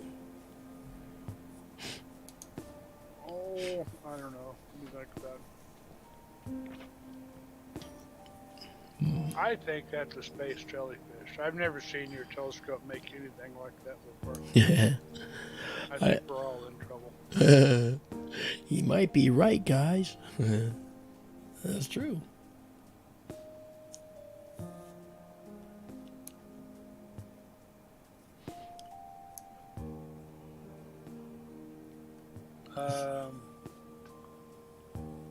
Well, let's see. If you go south, there's the Orion Nebula. Of course, yeah, that's a good one. If you go up, there's Casper. Casper and Rosette. the BoogieMan. Oh, BoogieMan's a good one. Yeah, LDS 1620, LDN 1622, I believe. Yes. And this shall now be called Squishy. I believe that Darlene probably wanted that name, right? Simon Thompson says, what's the latest developments on your new scope, Mark? We are assembling the money from donations to get another scope, and we should have it in a couple of months. We're scoping, so to speak, a location different from this location for the next building. So we're looking for it. And so in the next couple of months, we should have better news on that front.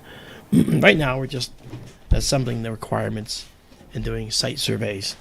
Because I'm not going to go to any place that's any brighter, so to speak, than this one. In fact, the one place we're looking at now is quite a bit more dark than this current site, which is still a very dark site. Can't see your hand. But technically, if you look at the watts per steradian, watts per square meter, okay, if you will, of light hitting the ground, it's even better at these other sites. This is very good where we are, but it's better at other sites too. So that's pretty neat.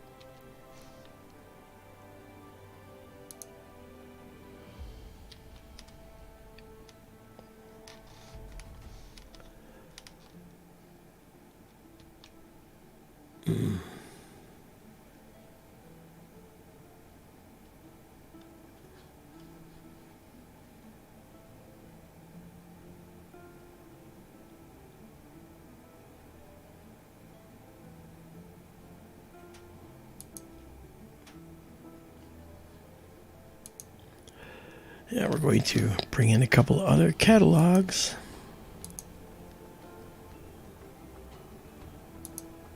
This is for some of the dark nebulae we'd like to look at.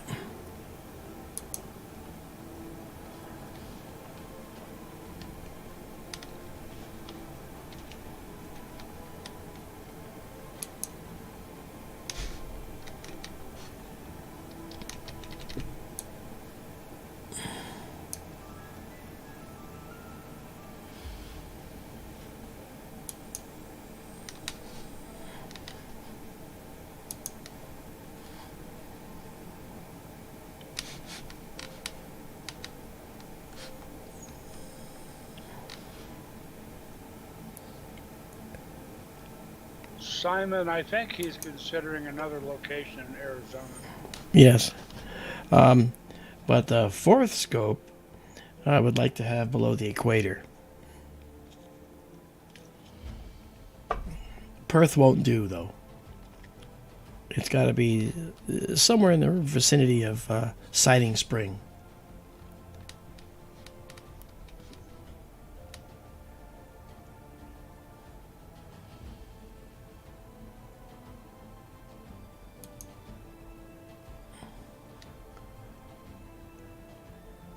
I think this is in here. Well, we did Dryer's Nebula, too. That was really pretty.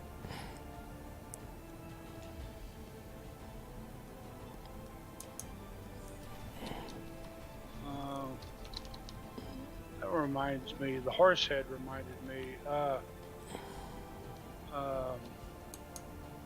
Izabela did an image recently.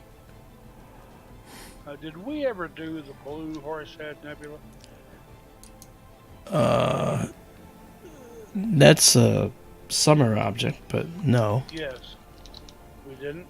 No. Because the name sounded familiar. Yeah, it's in the Ophiuchi area. Okay. And Scorpius. Okay. Donald, we can't do the coal sack from here. No. Although that would be a stunning one to do. Yeah.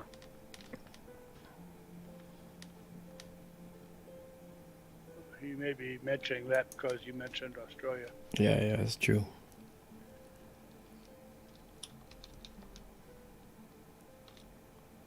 Oh, why is this not working?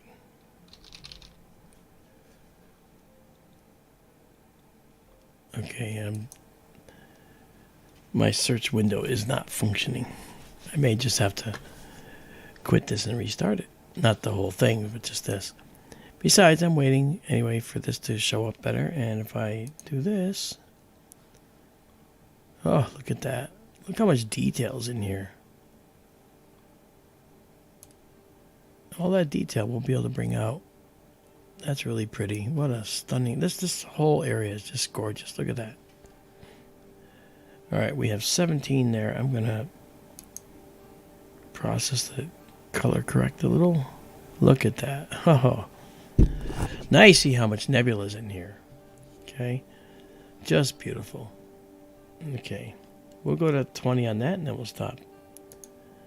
So let me bring this back. And...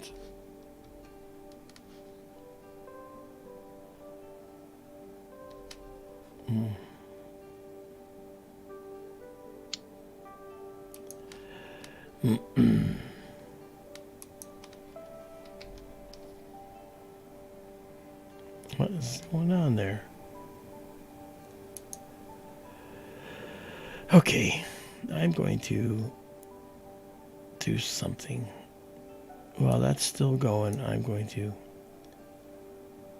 get rid of this and bring it back again.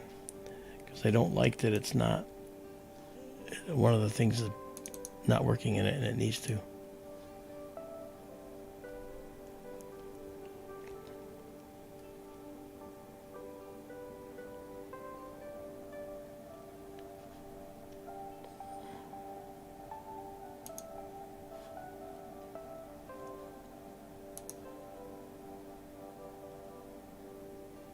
Okay. Oh, I think maybe it's... We have a It's a shift state error. Darn it all. I should have known that. Okay. Problem? It's just a shift state error on the keyboard. I should have known. Right, we're still good here. So now I gotta just get us back. It's not a problem for the telescope. We're good. So first things first, let's go back and reconnect. Orion's getting pretty far in the west too. I know it, isn't it? That's just crazy. Time of year. Yeah.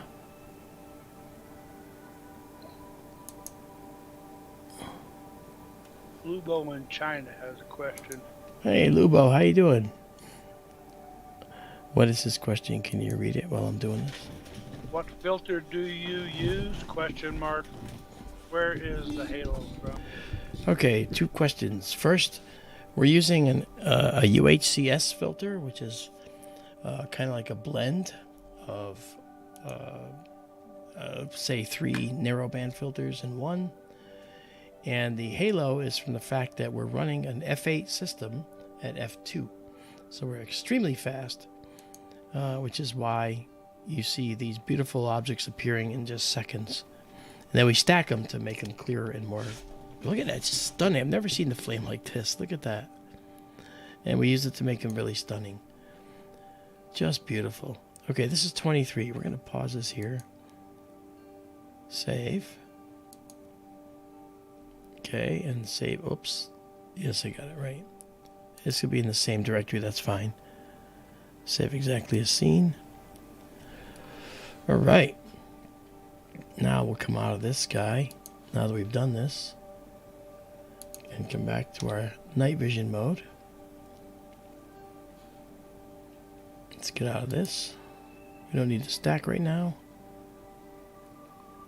And do this, and zoom us in. All right. Okay, now let's go back to our search. And let's make sure we're working again. There we are. Now let's go to LDN 1622, which is literally right here. All right. So LDN 1622 is a beautiful nebula just to the upper left of this arc of red, which is called Barnard's Loop. Right? And it's called a dark nebula for reasons you'll see. First things first, let's get our telescope computer back up. And now let's go to LDN 1622. You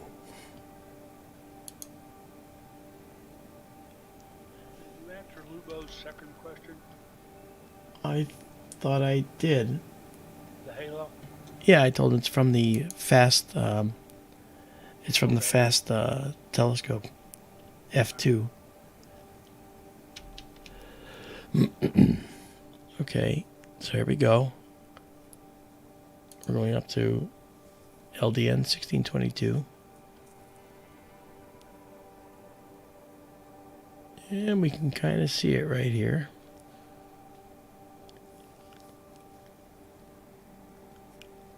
I know it doesn't look like much right now, but I promise it will. Okay, we'll start off with a 30-second shot. Not 35-second shot. All right, we're guiding good and well, that's fine. Now let's go out. Go into our stack and clear the last stack of this gorgeous nebula. Look at that beautiful area up there. Wow, that's just beautiful. That's going to process out so beautifully. Those halos again, Lubo, that's the F2 telescope. It's running 25 times faster than the F8 telescope that it was. Thank you, Michael Hedrick. He says, stunningly beautiful. All right, let's take a look and see how our placement is of LDN 1622. Perfect. There it is. It's a dark nebula, and this dark nebula is, like I said, just on the northern side of the edge of Barnard's Loop, which goes down here. You'll see part of it over here as we move along. This is also known as the BoogieMan Nebula. The BoogieMan. Ooh. Yeah.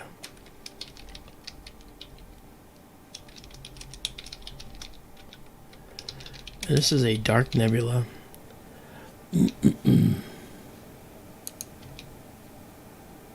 So it's this guy right here. Throw that out there for you.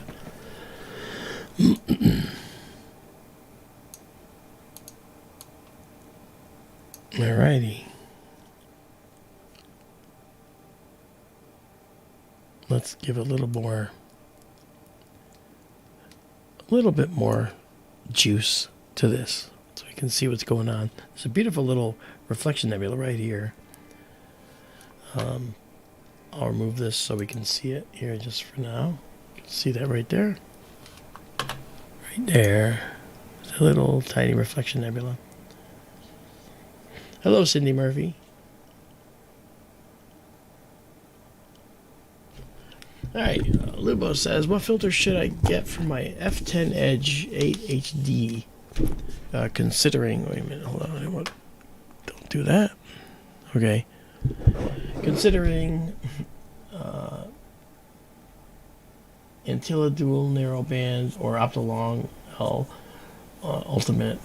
I had sold my upright base to order the 2600 MC, and I don't want to make costly mistakes. Yeah, I got you. I mean, I would actually, depends where you want to go. If you want to do narrowband imaging or imaging like this, where it's one shot color and you get effectively the narrow bands, then I would consider a UHCS like we have. All right. Optolong makes great filters, but they might be not enough. Again, depends on your light pollution where you are. We don't have any light pollution. I will say this: our radiant filter, which is a narrow band pass filter, extremely narrow, that filter cost us over $1,000 just for that filter. But we had to have it. We had to get it, right? I mean, if we didn't get it, that would not have been a good idea. You know, we needed to be able to pull detail out, and now it'll be figuring prominently on the next scope, but it won't be used. It's not in this scope. So I would say that you're probably going to be looking at a blended narrowband filter that has all the band passes to get one shot color. Like you got the 2600 MC, that's a color camera. Not if it was it'd be a monochrome. Oh, Cindy, top of the morning to you. Top of the morning, lass. Hope you're doing okay over there. Luba, let me know if that helps. If not, I can be a little more specific. Wow. Well, if you want to spend money on something, you might consider the F7 reducer corrector for that edge also. That's true. That'll speed up your imaging a lot. You have a edge, don't you? Me? And what do you have for a telescope? Oh, it's just a regular 9.25. Okay, 9.25. That's a fantastic scope from Celestron, though. I didn't bother with the edge because I don't do imaging. Yeah. Ed Teen did an article about that on YouTube. I remember that. You sent that to me and I watched it. Yeah. He said don't bother with the edge unless you're going to do imaging. Yeah. That's nice, Cindy. Thank you. Oh, and by the way, I have to do a shout out to everybody. Okay, these are our patrons so far. And we have John P., we have Izabela, we have Ali B., Chief McCyber, Vera Campos, Ronald T., Martin W., and Raymond B., and Cindy M. I wonder who that is, Cindy Murphy. These are our wonderful patrons who get shout outs for supporting us on a monthly basis. You guys are fantastic. We need more because our internet bill alone is $120 a month. So this is very helpful to us. But if you could join our Patreon, that's something that's available from SkyTourLive.org. Go to the upper right and you'll see our Patreon.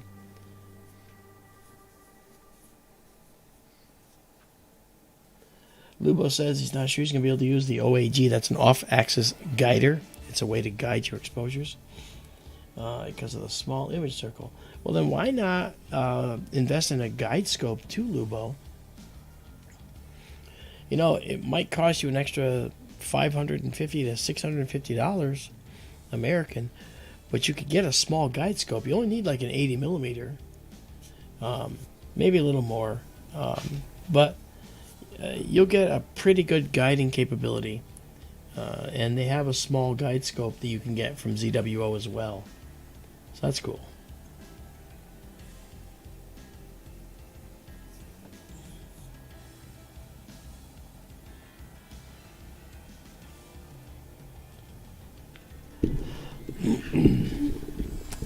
You'll notice that in this image here now, you'll see that we have dark and light areas within the dark stuff. This stuff here, those of you who know me know, this dark stuff is the most important part, the most important stuff in the universe, because it is within those dark clouds where planets can form, and it's within the hydrogen gas mixed within them, which you see all here, right, that stars form. So stellar nurseries like the Orion Nebula and the Flame Nebula, those were once dark nebula like this that were illuminated, made to glow by the formation of stars within them.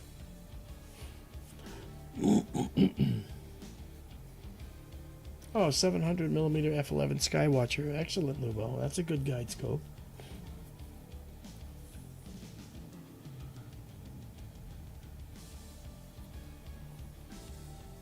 The off-axis guider, I'll be honest, you could put a guide scope in the off-axis guider, because it will stay pretty much on top of things. But if your guide scope that's mounted piggyback is a higher focal length than the main scope, then you're going to have superior guiding. Yes. So that's important to do.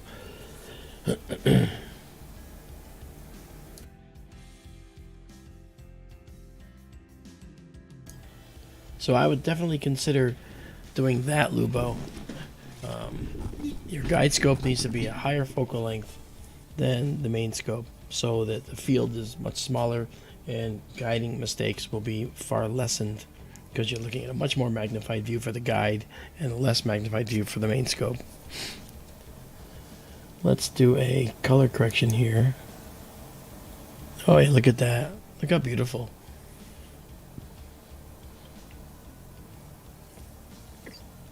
Let's this is the BoogieMan. Really pretty. Again, if you forget, this is what it is. The BoogieMan Nebula. It's a dark nebula, and you have this area around it here which actually has plenty of interest in there. That's the hydrogen gas that's been ionized as well.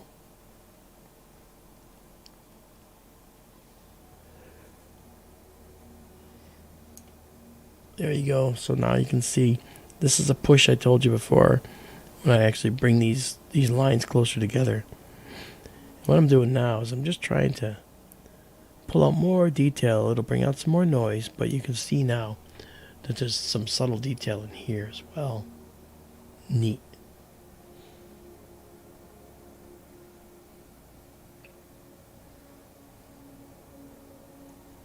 Rocket City Astro is giving his camera specs. SV305 camera with the SV BONY mini guide scope. Esfaboni.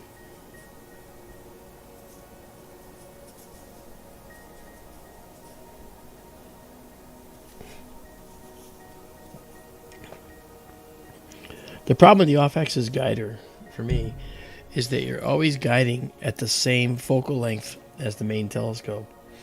And I prefer to guide at a higher focal length than the main telescope to get it perfect. You know, that's what we're doing. Our auto guider is doing it for us. We can go up, you notice the wind in there right now? See the wind blowing those spider webs around? Well, as you can see, our image does not suffer. And we're doing 35-second exposures. It's because the guide scope is a higher focal length than the main scope. Right now, by far. It was actually going to be a perfect guide scope when we were running at f8. Now we're running at f2, so it's an exceptional guider. Yeah. Or we'll go to 20 with this and then move on. Just 1 second, and then this last one. Here it is. Okay, so now we're going to change our name here. Now this is the BoogieMan. It's a DN-EN, Dark Nebula Emission Nebula. Okay, and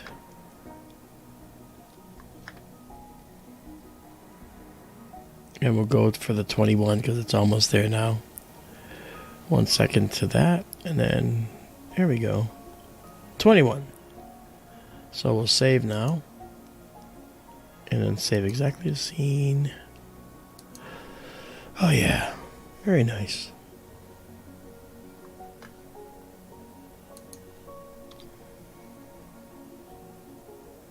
And now let's come out of this. So as you can see in our night vision mode, you can barely see that thing. It's not even visible, is it? Only a small portion of it is visible, which is behind the name. So I'll take that out of there.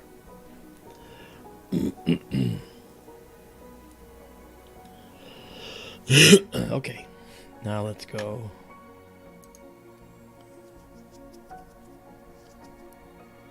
Should we do Casper down below? As well. Yeah, Casper's beautiful. All right.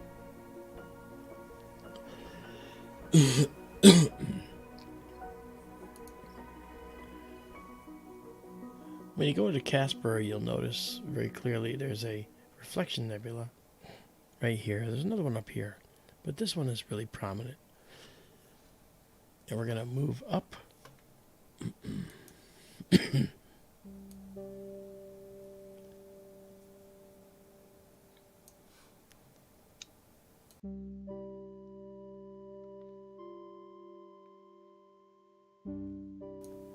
Okay. Move it up more. Then we're going to move it to the east. There's a reason for that, because there's a lot of detail down in here that I want you to see. It's not just here. It's all throughout here and over here. Over here you're going to see the edge of the Barnard's Loop. And we'll just move this over just a little more.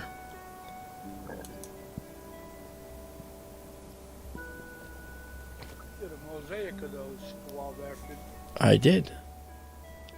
I don't remember how it turned out. It turned out very well, actually. I thought I sent it to you. Maybe I didn't. Okay, so we're guiding now.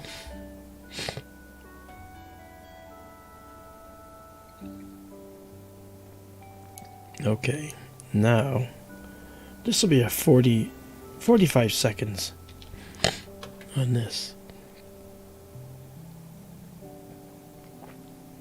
And we're guiding well. We're stabilized guiding. 45 seconds it is. Off and running. You watch the yellow bar over here go up when it gets up higher. No, you won't. Not yet you won't, because it's not visible to you. So let me Let me make sure that it's more visible. There it is. It's there. Right there.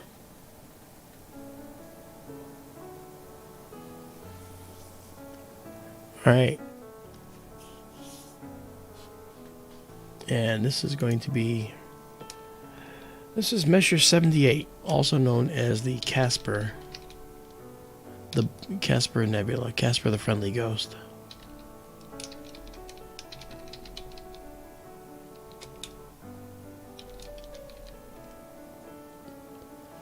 Here we are. And of course, we adjust and correct colors, and look what you got. There is Barnard's Loop up there in the corner. And we have this beautiful nebula forming over here. Now you see no detail down here yet. Give it a minute. Give it a minute. And you'll see all the detail there. Hang on, I'll be right back. I have to just shut one door.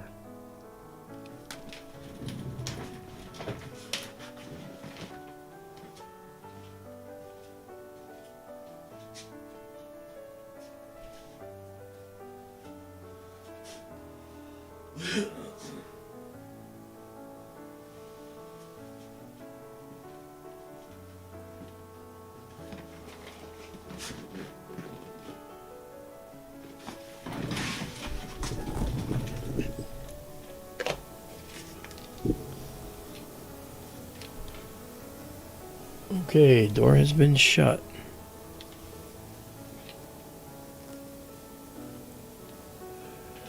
Fan running? I have a heater running. Oh, okay. You hear it? Yes. Okay. It's funny is when it's off, you actually hear the computer. So there's some more room down here to go. All right. Okay, so you'll see this stuff starting to develop now. And more of the beautiful Barnard's Loop over here. Oops, not that one. That's the wrong thing to move. Okay, so this is the one right here. So there it is.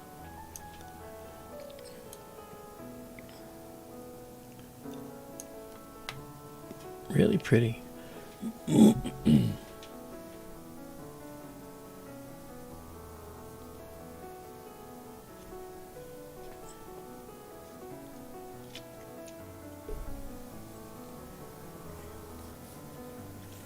Lubo, one of the problems, okay, you're hitting on it right here, the off-axis guider, you say one focuser for all. Well, our guide scope, I've never had to focus, ever. Right? It's got a permanent fixed focus and does not have to be focused. As you can see, the results are quite good. And I want the guider to be totally independent of the optical train. And because the off-axis guider does peek in a little bit, but that little tiny prism into the telescope view. The other thing is, because we're running at f2, we've removed the secondary mirror in our Cassegrain system here. So the light only comes down and hits the main mirror and then bounces up and goes into a lens system and then out to the camera. Our camera's on the front of the telescope. So at the back end of the telescope where the eyepiece is, where your off-axis guider goes, we actually have a counterweight in that hole. And that's it. It's blocked with a counterweight. So we actually don't use the full optical path. So it's actually really pretty. Really well done. And you're using the Asia Air. ASI Air. Daryl, you have one of those ASI Airs as well, you said. Me? Don't you? No, I don't need one. Okay. I suggested getting one for you. Oh, that's right. That's right. You didn't want it. Well, it's not that I didn't want it. We don't have a way to use it, from here. That's a in attendance thing. You have to use it in the building to do what it does. Our path, all this stuff, would have to change radically to use it. From my understanding, I hope I'm wrong. I could be wrong.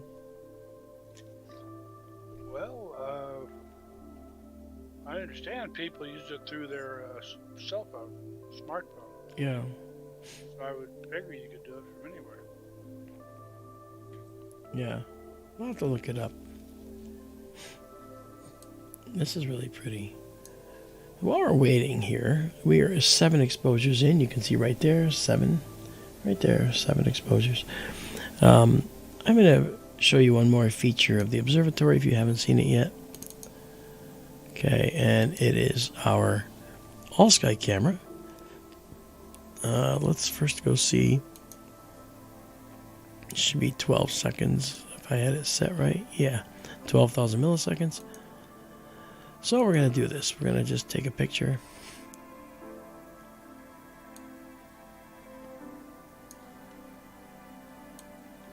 And you'll see the view. There we go. Ah, that's gorgeous. All right, so if we go full screen with that. So there's our view. Here's Orion right here. Here's Sirius, Canis Major. Winter Milky Way right here. Okay. We have the Pleiades down here near the horizon already. We have Aldebaran and the Hyades, the V-shaped here. I think that's Mars up there. Or is that Capella? Oh, that's sorry, that's Castor and Pollux. I think this is Mars.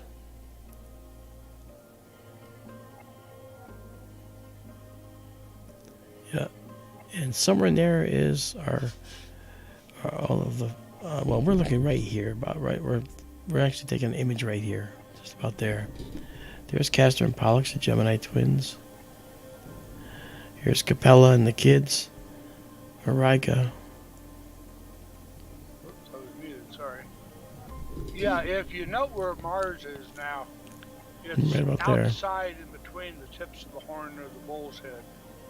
Now, what I said a while back where Mars started moving in direct motion again. Yeah. It was in retrograde, and now it's moving direct motion again, and it has proceeded from all the way back near above Aldebaran, and it has now exited the horns of the bull and is headed for Gemini.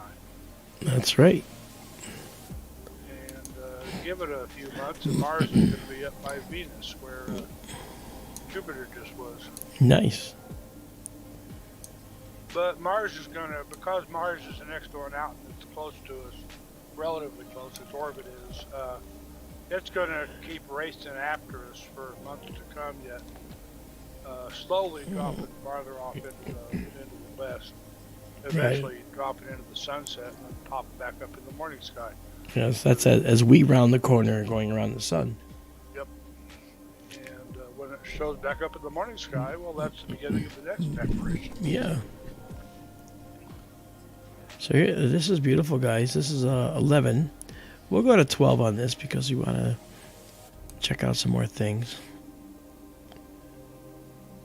So there's a lot going on here.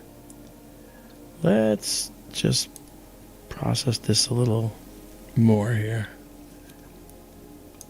So now you can see all this dark, knotty, K-N-O-T-T-Y, dark nebula in here. A little satellite trail going through. Google has some additional comments on the ASI Air. Okay.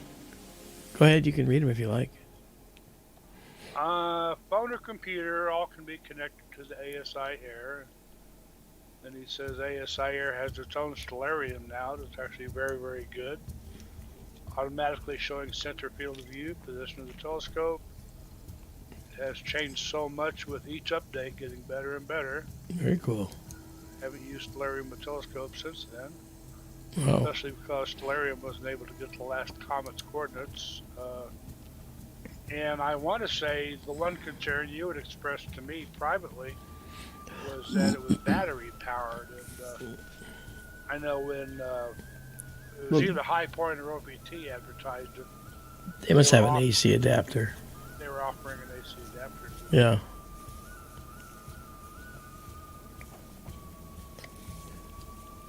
No, that's great.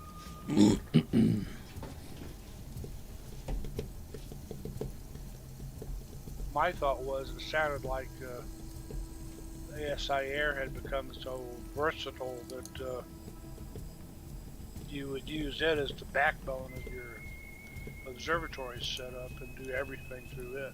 Yeah, that was that is still a possibility. And if we have a second telescope to, or a third telescope to actually play with like that, then I would. Like, what people don't remember, I don't think, is that behind me here, I have the original SkyTour LiveStream telescope. It was a 10-inch system, similarly outfitted as the Arizona one. The Arizona one is telescope number 2. Telescope 3 is the one that we're talking about buying and getting. So, and then Rocket City Astro says I use Nina. Yes, Nina is that you can download it for free. It's a program to run your astrophotography operations and your telescope system. I must have pushed a hot button. Everybody's chiming in. No, it's good. It's all good. Simon says Eagle 4 is the way to go. Oh, I've seen the Eagle. I've seen Eagle systems. I was thinking about those as well, way in the beginning. Well, maybe for what you were saying, that's kind of what I was thinking too. You know, when you get the number 2 back up at your home, use it for the test bed.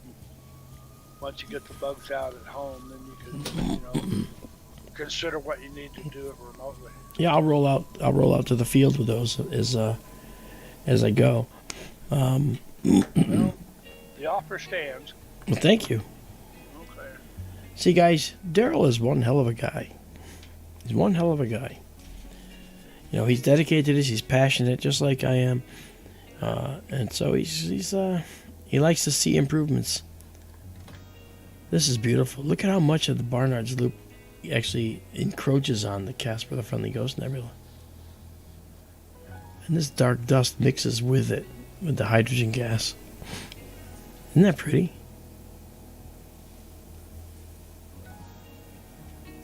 It is. Yeah. If you look to the upper left of the bright part of Casper, it's like a long dark tendril. Right here? No, farther up and to the left. Over here? Not well. That right there. Or this? That right there. You could actually follow that down. It looks like it actually curls around the bright spot there, and then keeps going farther down on the right side. Yeah, I see what you're saying. This is like one big wisp. It comes down like this, goes around and down, and splits off here. That's something. That's really pretty. Excuse me a moment, please. Okay. Really pretty, really pretty. Okay, we'll go to 18 exposures on this.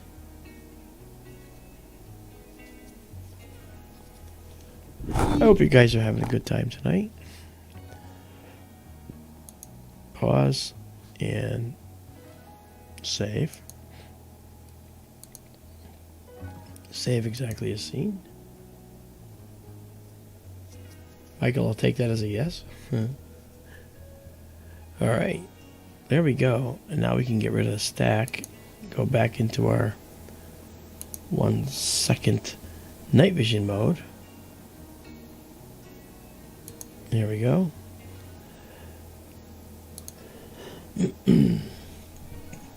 Thank you, Cindy. All right.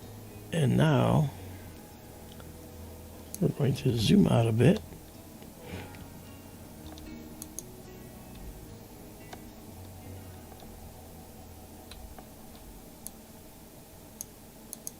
And let's see. What am I doing? Here we go.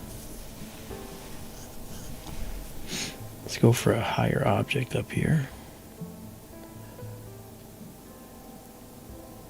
We'll spend a little time on this one and see if we can move to some of our galaxy friends again. Right now, it was a star, it might not be a Starlink, but it's a satellite. Okay, off we go. The Rosette is a beautiful object that, as you can see, we're already there. It actually has a cluster at its center. And the cluster has carved out a cavity in here from its intense radiation, which you'll see much more clearly once we get in. So we'll bring this up here. I have to say, for people that want to capture images like we do, don't be disappointed when you first do it, because it's all a learning process, and we really are using a very, very fast system. So, we're 25 times faster than when you buy the telescope like we have off the shelf kind of a thing. It's 25 times faster. So that requires an investment, but I felt that in order to bring you guys what we want to bring you, that this is what we need. But don't worry about that. Just enjoy yourselves. If you have questions about it, like Lubo's asking all kinds of great questions, feel free. Do the same. Okay, this is going to be only a 30-second shot because this is a very bright nebula. And here we go.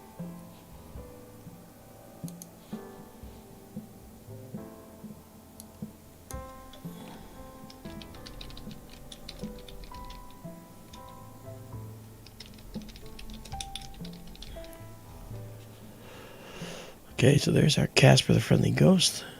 Clear that because we captured it already. And 5 seconds from now, you will see the Rosette Nebula, and it will take your breath away. Promise. Not like that it won't, but like this it will. Wow. Look at that. Amazing.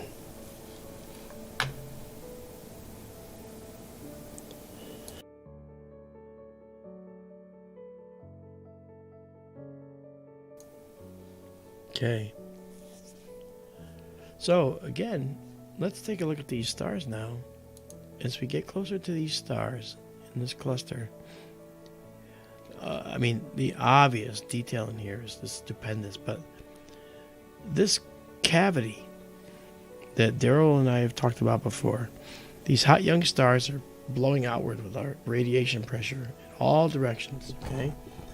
And that radiation that you see, all right, that radiation pressure that you see will actually push gas and dust along with it and cause it to snowplow into the edges where it gets out there.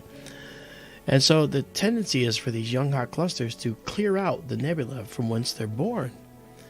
And that's incredible. And like right here, check this out.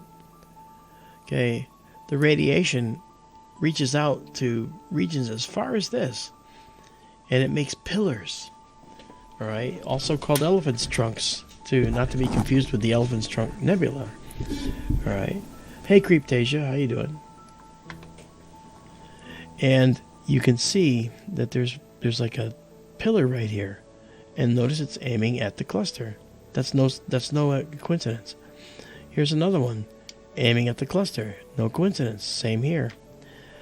These are areas where the ends of these pillars happen to be denser material. So the stellar radiation is streaming past, this scorching stellar radiation, streaming past this dark nebula.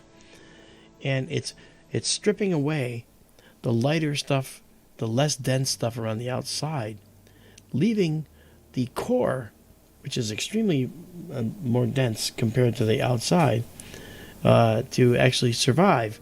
And because that core is dense, what's directly behind it is also preserved. And you end up getting a stalk of material that's saved from behind. So it's really cool the way this works. So we'll zoom in and just see it up close a little bit. So here's that pillar as one of I told you about. Okay. Here's another pillar right here. Another one right here. And it's not reserved for just this spot in the nebula. There's other pillars throughout that are part and parcel to this production of radiation.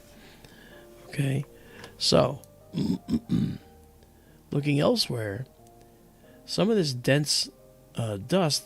This all used to be dark in here before the nebula was caused to glow. This hydrogen gas was caused to glow by these young hot stars being born in here. So there's dark nebula mixed in.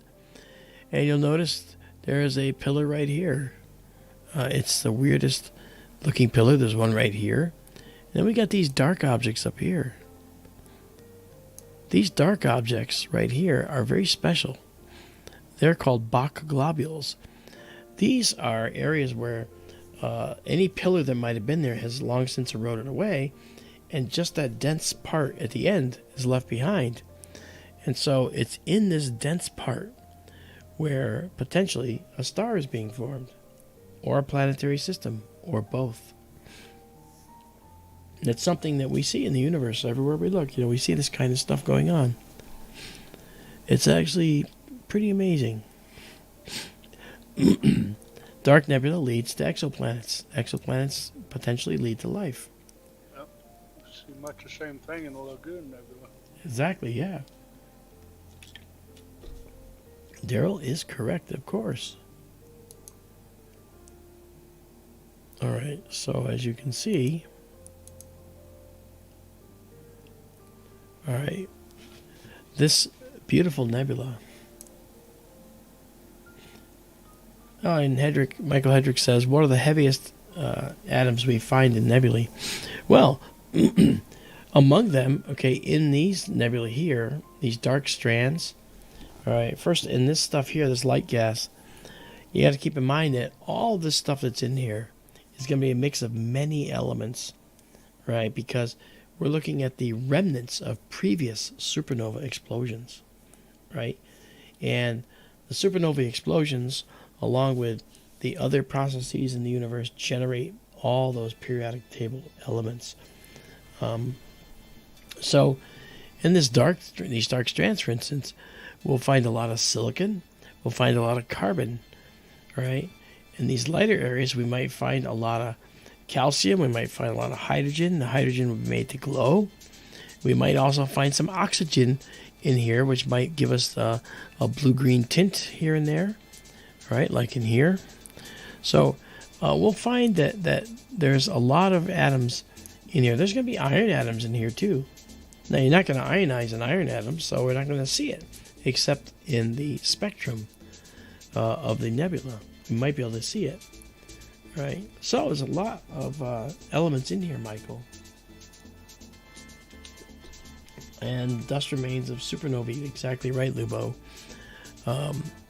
And so these stars that are born here are not composed just of hydrogen.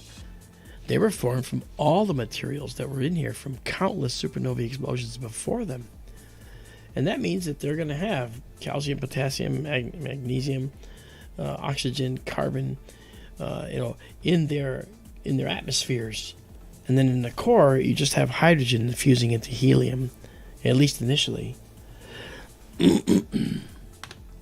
look at that. That's beautiful. It almost looks like an abstract painting, Daryl. Yeah. This reminds me of an image I saw a couple of days ago. I thought of sending to you. I probably forgot. It was like a Hubble palette image, yep. SHO, Yep. But they addressed the one problem I've always had with Hubble palette images. It was hydrogen, sulfur, and oxygen, SHO, but they left the hydrogen red, they made the sulfur yellow, and the oxygen blue. Okay, because sulfur is normally red. Yeah, but then hydrogen is normally red too. That's right. The narrow bands allow them to separate it, yeah. It was very different looking. Interesting.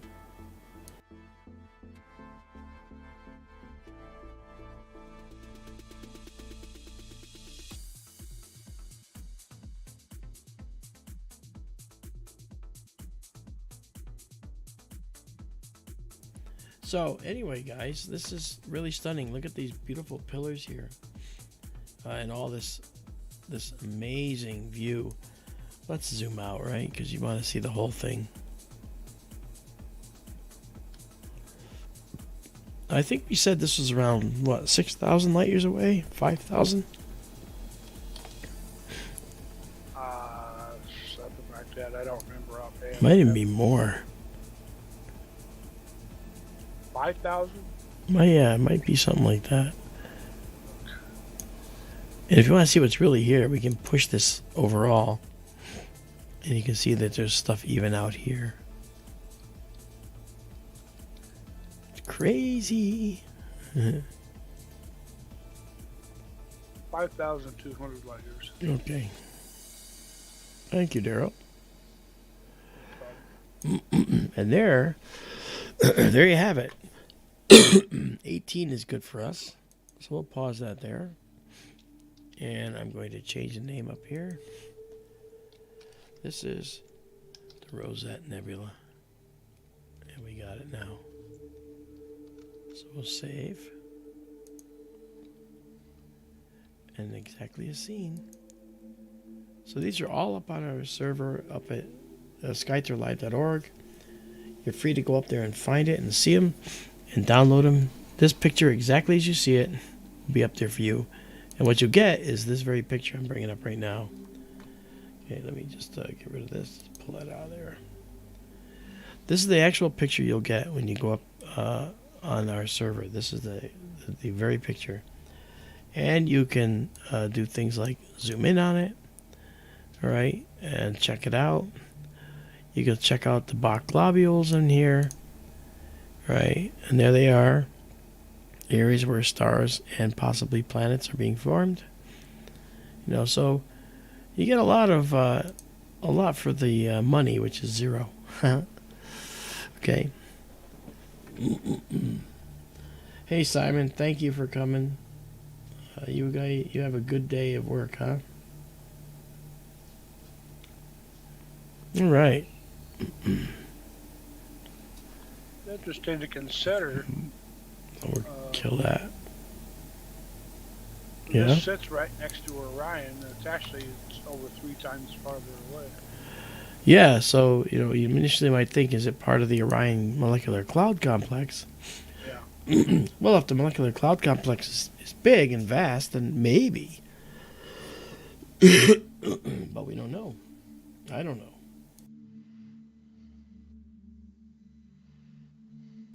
I don't know the boundaries of the molecular cloud complex. Okay. Now, I think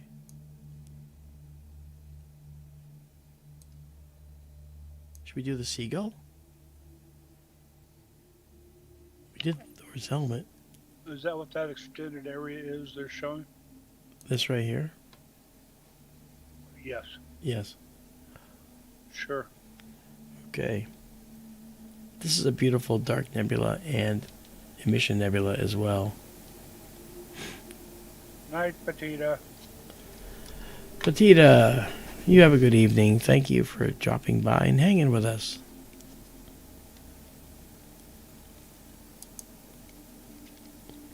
This is the seagull's head right here. We're going to move that up right about there. As soon as it comes back, here we are.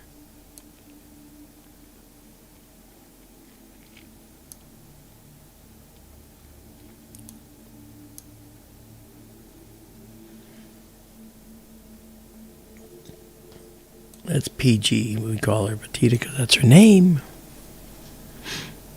Met her in Pine Bush. And her husband, Woody. Them's good people. Okay, this will give us a good view, and then I'll just head east a little bit.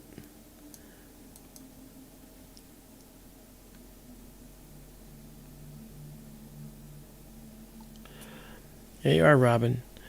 Robin asked for the Seagull. I think it was a couple weeks ago. I finally got around to doing it for you, Robin. Sorry. Okay, so this is good. All right, we're guiding Telescope is performing very well tonight. We'll do 45 seconds and come out of our night vision mode, go into the live stack, and remove this beautiful, gorgeous nebula. Again, get in the center. Look at this. Look at all this detail in here. This is just so crazy. Much detail. Very, very nice. It looks like spaghetti sauce. I must be hungry, but I'm not. Okay, so we'll clear this now. And then we'll go back to setting us to the right size for the screen.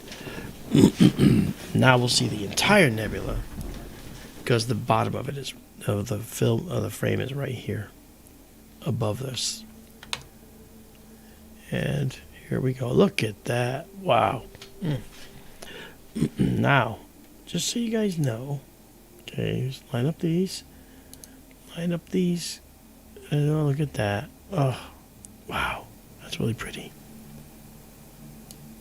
Pull this out a little. Push a little. Pull this in. Very nice. Wow. Okay, let's check focus. Zoom in really steeply here.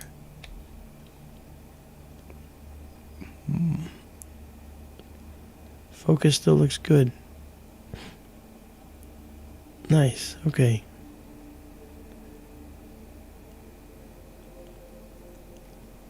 Temperature has dropped 3.5 degrees since we started. No, I'm sorry, 2.8 degrees since we started. Celsius. Temperature is minus 19.8 on the sensor. And that removes noise the colder it gets. And Michael Hedrick says, how many gravity fields do we feel, shall we say, or how many gravity fields do we consider significant when sending out a spacecraft? Actually, all of them, Michael. The gravity of all the planets is extremely important and has to be calculated to significant figures. It is only through that type of analysis and through that type of calculation that we could put, for instance, a probe into a binary asteroid's smaller component, Dimorphos. The DART, Dual Asteroid Rendezvous test, that was meant to take a rocket body and slam it into an asteroid to see if we could move the asteroid. It gives it a nudge. And if it could, it would mean that we now have the capability to protect ourselves from a future potential asteroid as long as we get there in time. Well, Didymos is a binary asteroid with a smaller component called Dimorphos. Dimorphos is tiny, and Didymos was bigger. So the gravity of Didymos and Dimorphos had to be calculated, as well as the gravity of all the other planets, plus the gravity of all the other asteroids near it. And we actually smashed that probe into Dimorphos only 15 feet from the intended target. After all that distance, if you think about it, that's threading a needle through gravitational potentials throughout the entire solar system. So that was a real considerably tremendous achievement. I'm going to play devil's advocate here. Please do. What about the three-body problem? Well, this was an N-body problem. Well, I know what you're saying, but hopefully you understand what I'm saying.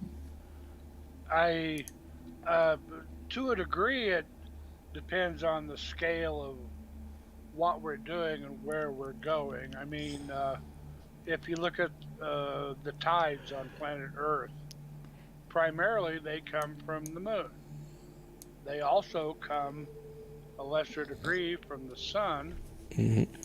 And if I had to consider a third object in the solar system that might have significant effects on Earth, I would say Jupiter. That's correct. And after that, you know, it starts going downhill pretty quick. But Saturn after that, and then you've got the other outer planets, which, you know, you've got an in-body problem, but, you know, those lesser objects are lesser for a reason.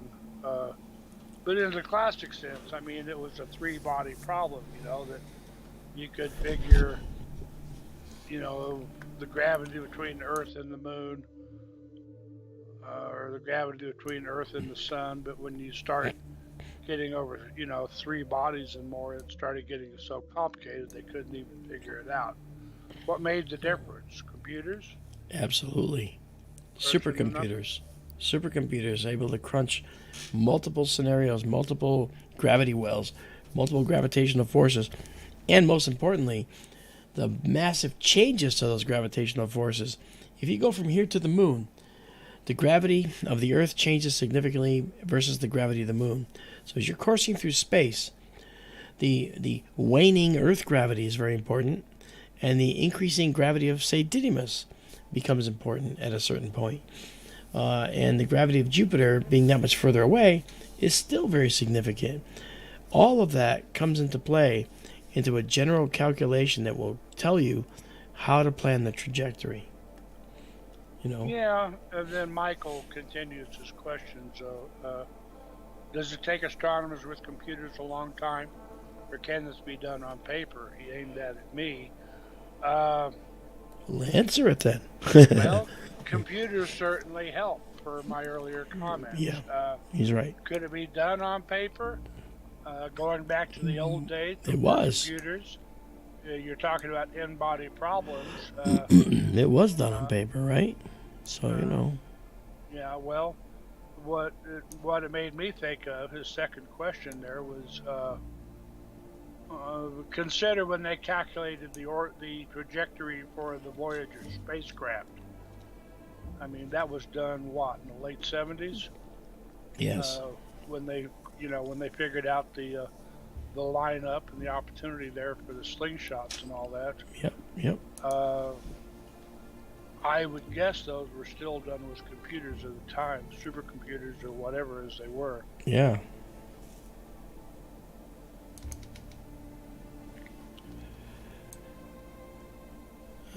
Back around the Apollo era, they were PDP-10s. I want to say hello to MW Navy's Portugal. I own Portuguese. That's wonderful. Thank you for joining us. Please subscribe to us and hang out with us. Look at what we show you. Look at these things. This is the beautiful, beautiful Seagull Nebula.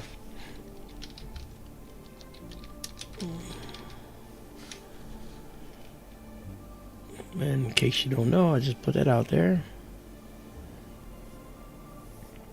Oh, it's Jose Santos. Okay. Nice to see you, Jose. Hello, Jose. Michael, I hope we answered your questions. I think we did. I'll pull that out so we can actually watch the nebula develop. This is so nice. You know, this is 11 stacked images so far.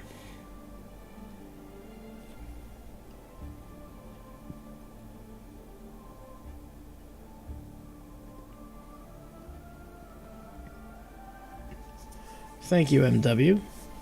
It's morning over there for you in Portugal. My uncle was Portuguese. My mother was Irish and Native American, and my father was Italian. So I guess there's a mix going on, right?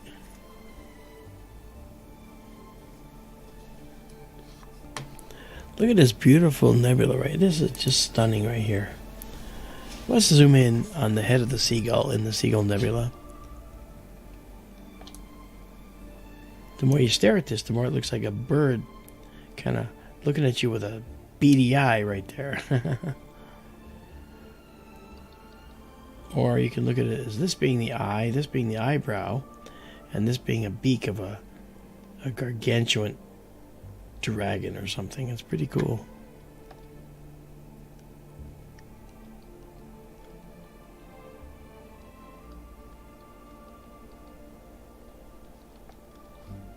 Wow, look at that.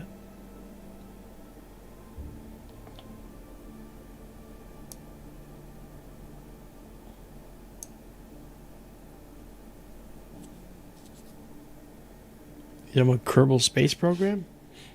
Yeah. Oh, yeah. I have that. I kill a lot of Kerbals. I mentioned Scott Manley just did an announcement video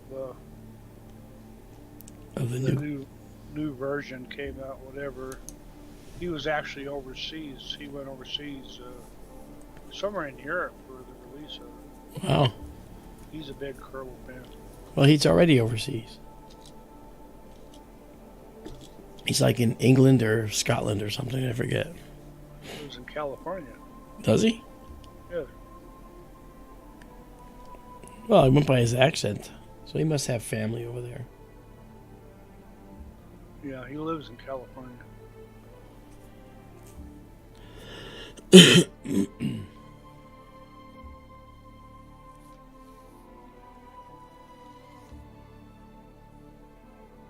He was over there for some conference or something. I think it was specifically for the release of their second version. Okay. I see Rocket City says KSP2 is a mess. Kerbal Space Program 2. Wow, this is beautiful. That's nice. Throw that out there again so you can see where we are. The Seagull Nebula. That's beautiful. Good night, Lubo. Lubo, thank you very much.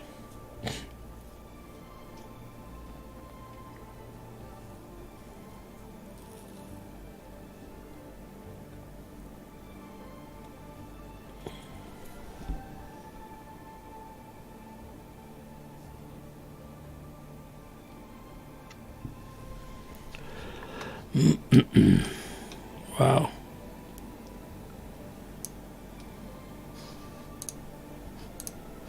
Nice, nice, nice. Okay, we're at 16. We're going to pause here and change this to the Seagull Nebula, the name. Here it is.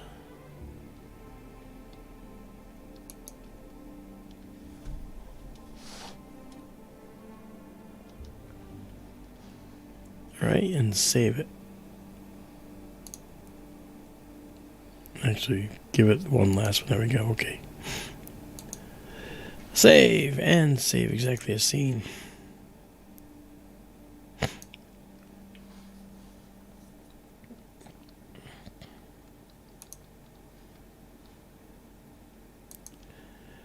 And off we go to the next object, which we're going to be doing only one more object, guys. Oh, good. I'm surprised my voice is still working. Sounds like it's working better now than it did when you started. Well, maybe. Or you just got used to it.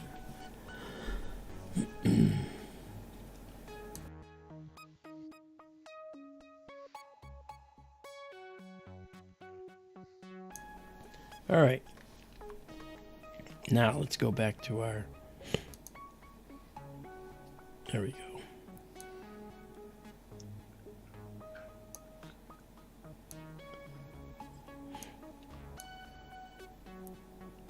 I'm going to say... I'm going to say Leo Triplet now and see what I get. I knew you were going to say that. Ah, I bet you did. I was about to say it. Yeah. Well, I think we can see it now. Let me just make sure. Oh, yeah. Okay, Leo Triplet will be really pretty now. So let's do it, shall we? Off we go. You watch the telescope swing right around now. Here it goes. The Leo triplets can be pretty high in the sky for us now. Here it is.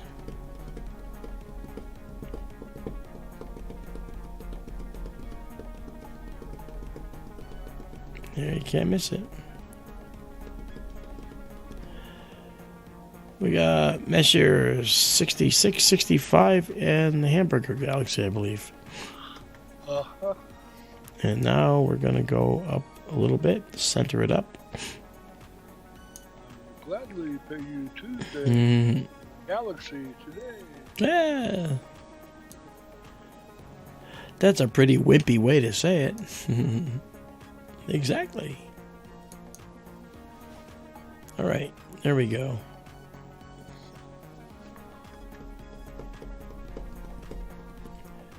And this is going to be a 30-second shot because it doesn't take much with the Leo triplet.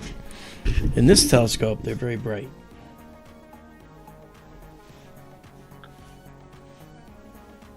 Lubo Mercuriad's chain will come later in the season, absolutely. It's not quite there yet. Yeah. It's still a little low. I suspect Virgo's still below the wall. It is. Okay, we're guiding well. So let's... It is up now, but it's Yep. below the wall. It is. Libra's up by now. Mm-hmm. And There we you know go. what happens here. Oh, beautiful. When a horizon sets, something else rises. Yeah, Scorpius. That's right. Libra. on the opposite. The opposite side of the sky, but the summer Milky Way will be rising. And we're going to be playing with the beautiful Oh, look at those. That's pretty cool. That the high contrast actually is pretty interesting. I'll come back to that, but check it out. Gotta align our curves a little bit. Get rid of a little bit of the blue. Here we go. See how staticky it looks? That's the noise. Now I want to show you. Watch. Okay. Okay. The second exposure, right, is gonna make this look better. Ready? Watch this. Boom. See that? See how that starts getting minimized? You can see immediately more detail. That's what stacking does. It takes that average noise, which is always occurring, and averages it out. But the stuff that has data in it doesn't change.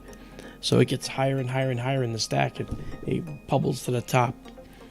Look at this beautiful dark lane in Messier 65 here, I think.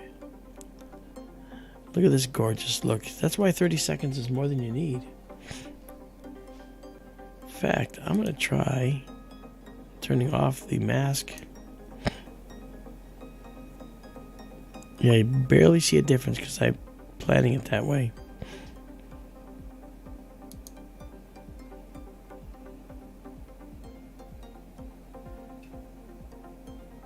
Okay, this is really pretty.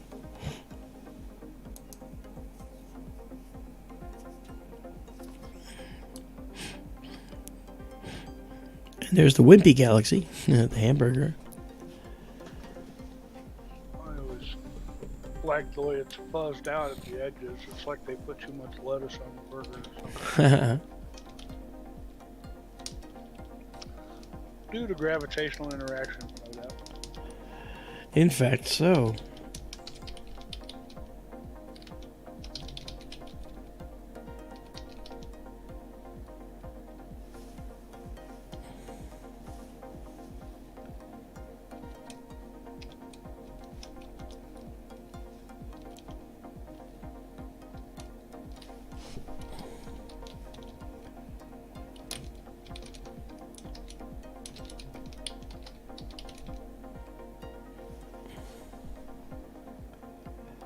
Now let's put that out there now so you can see what it is.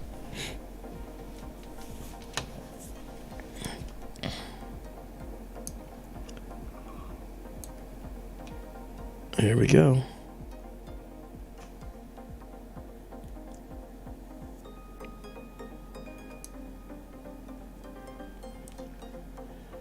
Oh, Bucky, you've asked that question before. Why is all the computing done out in Arizona instead of local in Connecticut? The answer to that question is because the computer out there is a workhorse, and the computer here, although a workhorse, is actually doing all the broadcasting and all the assembling of all the special effects. So it's a distributed process done on purpose. So all the computation is done out there, right, including plate solving to figure out where we are and all those other things. That's all happening there. That's actually where it should happen. The telescope has intelligence, and you put the intelligence where it's needed, and that's at the telescope. So everything a telescope does must be done at the telescope. Can I do it differently? Sure, but guess what you have? You have the time it takes to get it out, to get the signal out to me here in Connecticut, and then back to the telescope to do something. So it's so much easier to actually do it locally at the telescope, because then we won't have the latency, the time it takes for the signal to get there and get back. It's not instantaneous.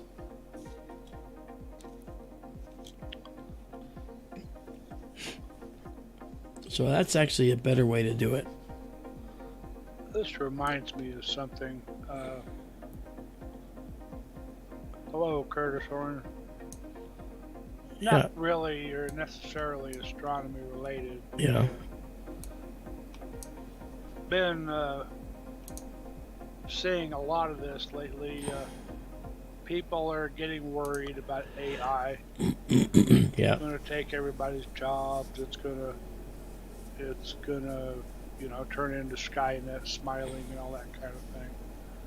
What do you think of all that? I think Google is the new Skynet. I mean, we look at Terminator, right, and say, look at how the AI works. Well, Google and Boston Dynamics are kind of in bed together.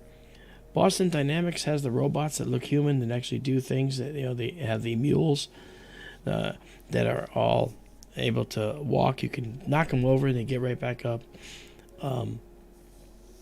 So AI is working for us. And will it be sentient someday? If we have biological memory, it might get muddy, right? For instance, gray aliens in the UFO world, of which I'm also part as the Mutual UFO Network's chief photo and video analyst. Gray aliens, I think, are not entities like individuals like we are. I think that they are biological robots. So they have tasks, but they're robots made of biological material. Now that means to me that they crossed a path way back in their evolution where they had to consider that biological robots weren't individuals. That led to the hive mind concept, where they were expendable units, and perhaps that's how they operate. And too many times when people talk about gray aliens with the big almond-shaped eyes, they look at them and say, well, they're kind of like us, just from a different galaxy, so they look a little different, a different star system, so they look a little different. You can't assign that to them. They might be completely devoid by construction, if they're biological robots, of any kind of morality.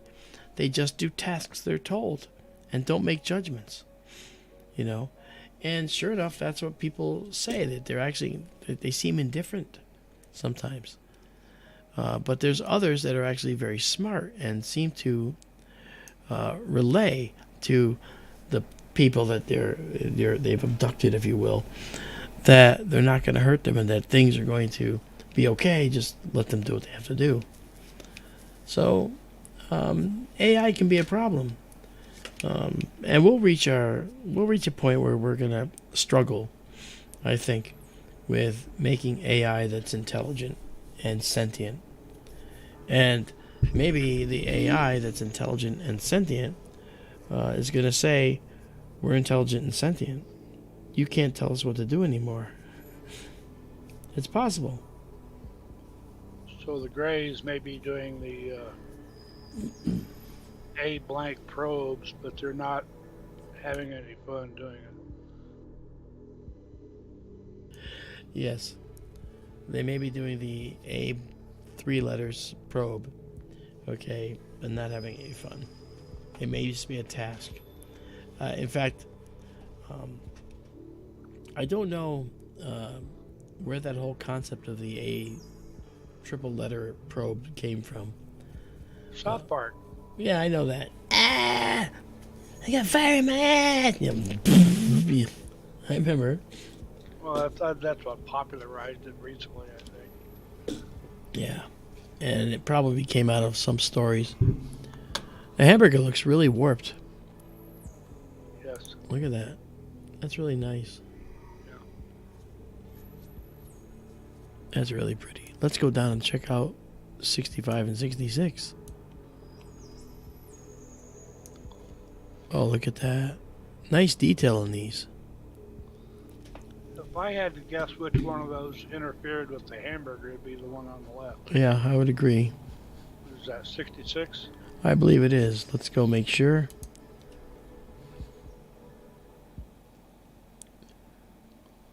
Yes, because this is 65, so this is 66. Yeah. And we're calling it the hamburger, but its actual designation is NGC 3628. Yeah. Yeah. King of Hamlet's Ghost. I never heard that before. Well, again, it's Stellarium giving you all these names. Yeah. This is really pretty, though. Let's see if we can get them all in the same view here. I know we can. I just want to... Let's just drop this down a little bit in size.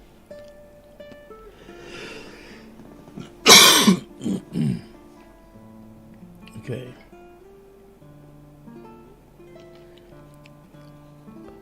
Lubo?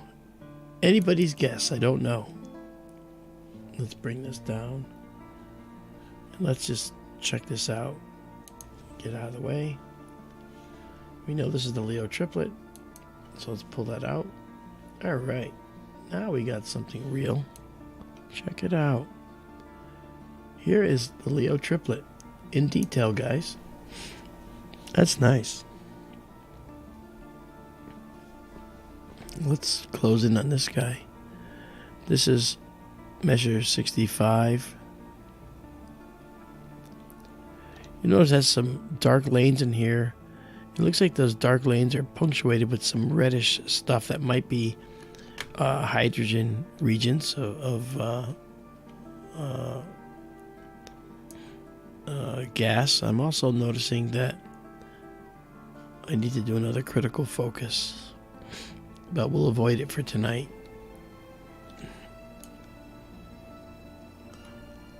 When it's higher in the sky, we'll do it again. Very nice.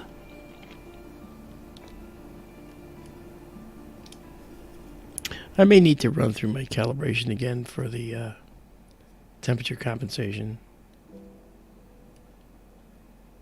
Okay, let's do this.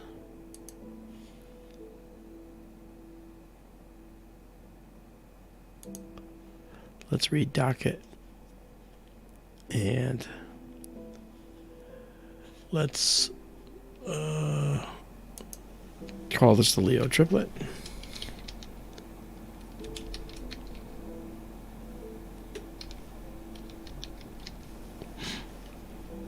Okay. Save it.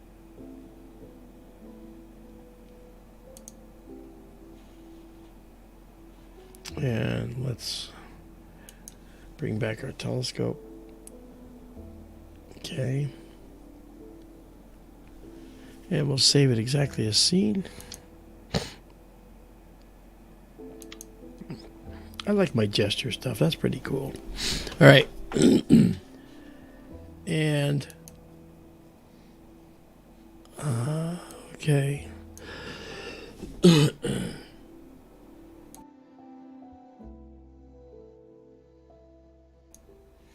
All right. Now what I'll do, just for grins,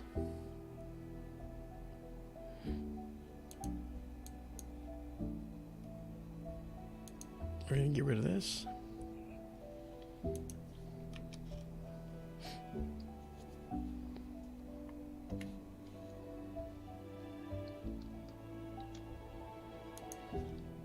All right, and then just maximize this. Give us our night vision mode again.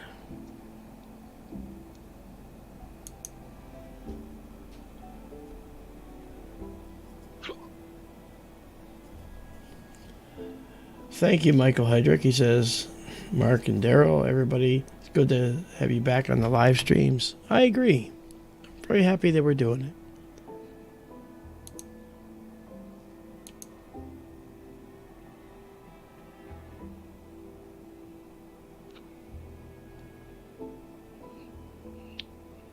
Springtime in the Rockies.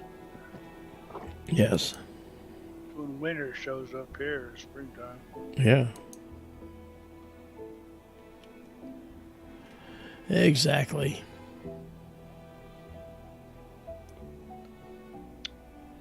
Okay, I'm just trying to do a couple of housekeeping things here.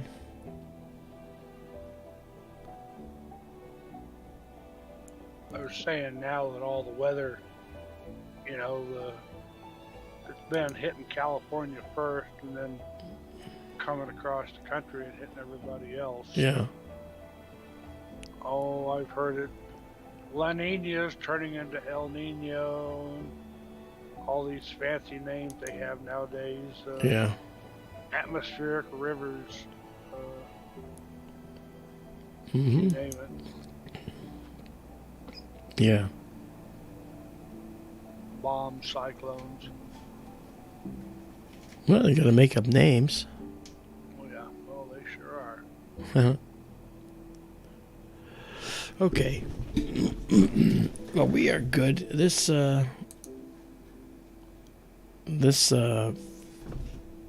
I am right now is okay. I can actually just do this later on. But my voice is going to give out, so I'm gonna get out and just get back to go back to sleep and get myself healed. All right. I hope you guys enjoyed this. And remember, all this stuff is up there for you to see, and is available up on our server. So make sure you check it out. Make sure you see it. And oh, there you go. You know that song. We start and end with this song. Okay. All right, guys. Had a great time.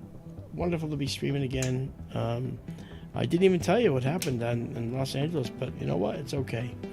There'll be more to talk about next time. So you guys have a good night, and we'll see you on the flip-flop on the next clear night, which could be as soon as tomorrow. Shh, don't tell anybody. Anyway, we'll see you later, guys. Bye-bye.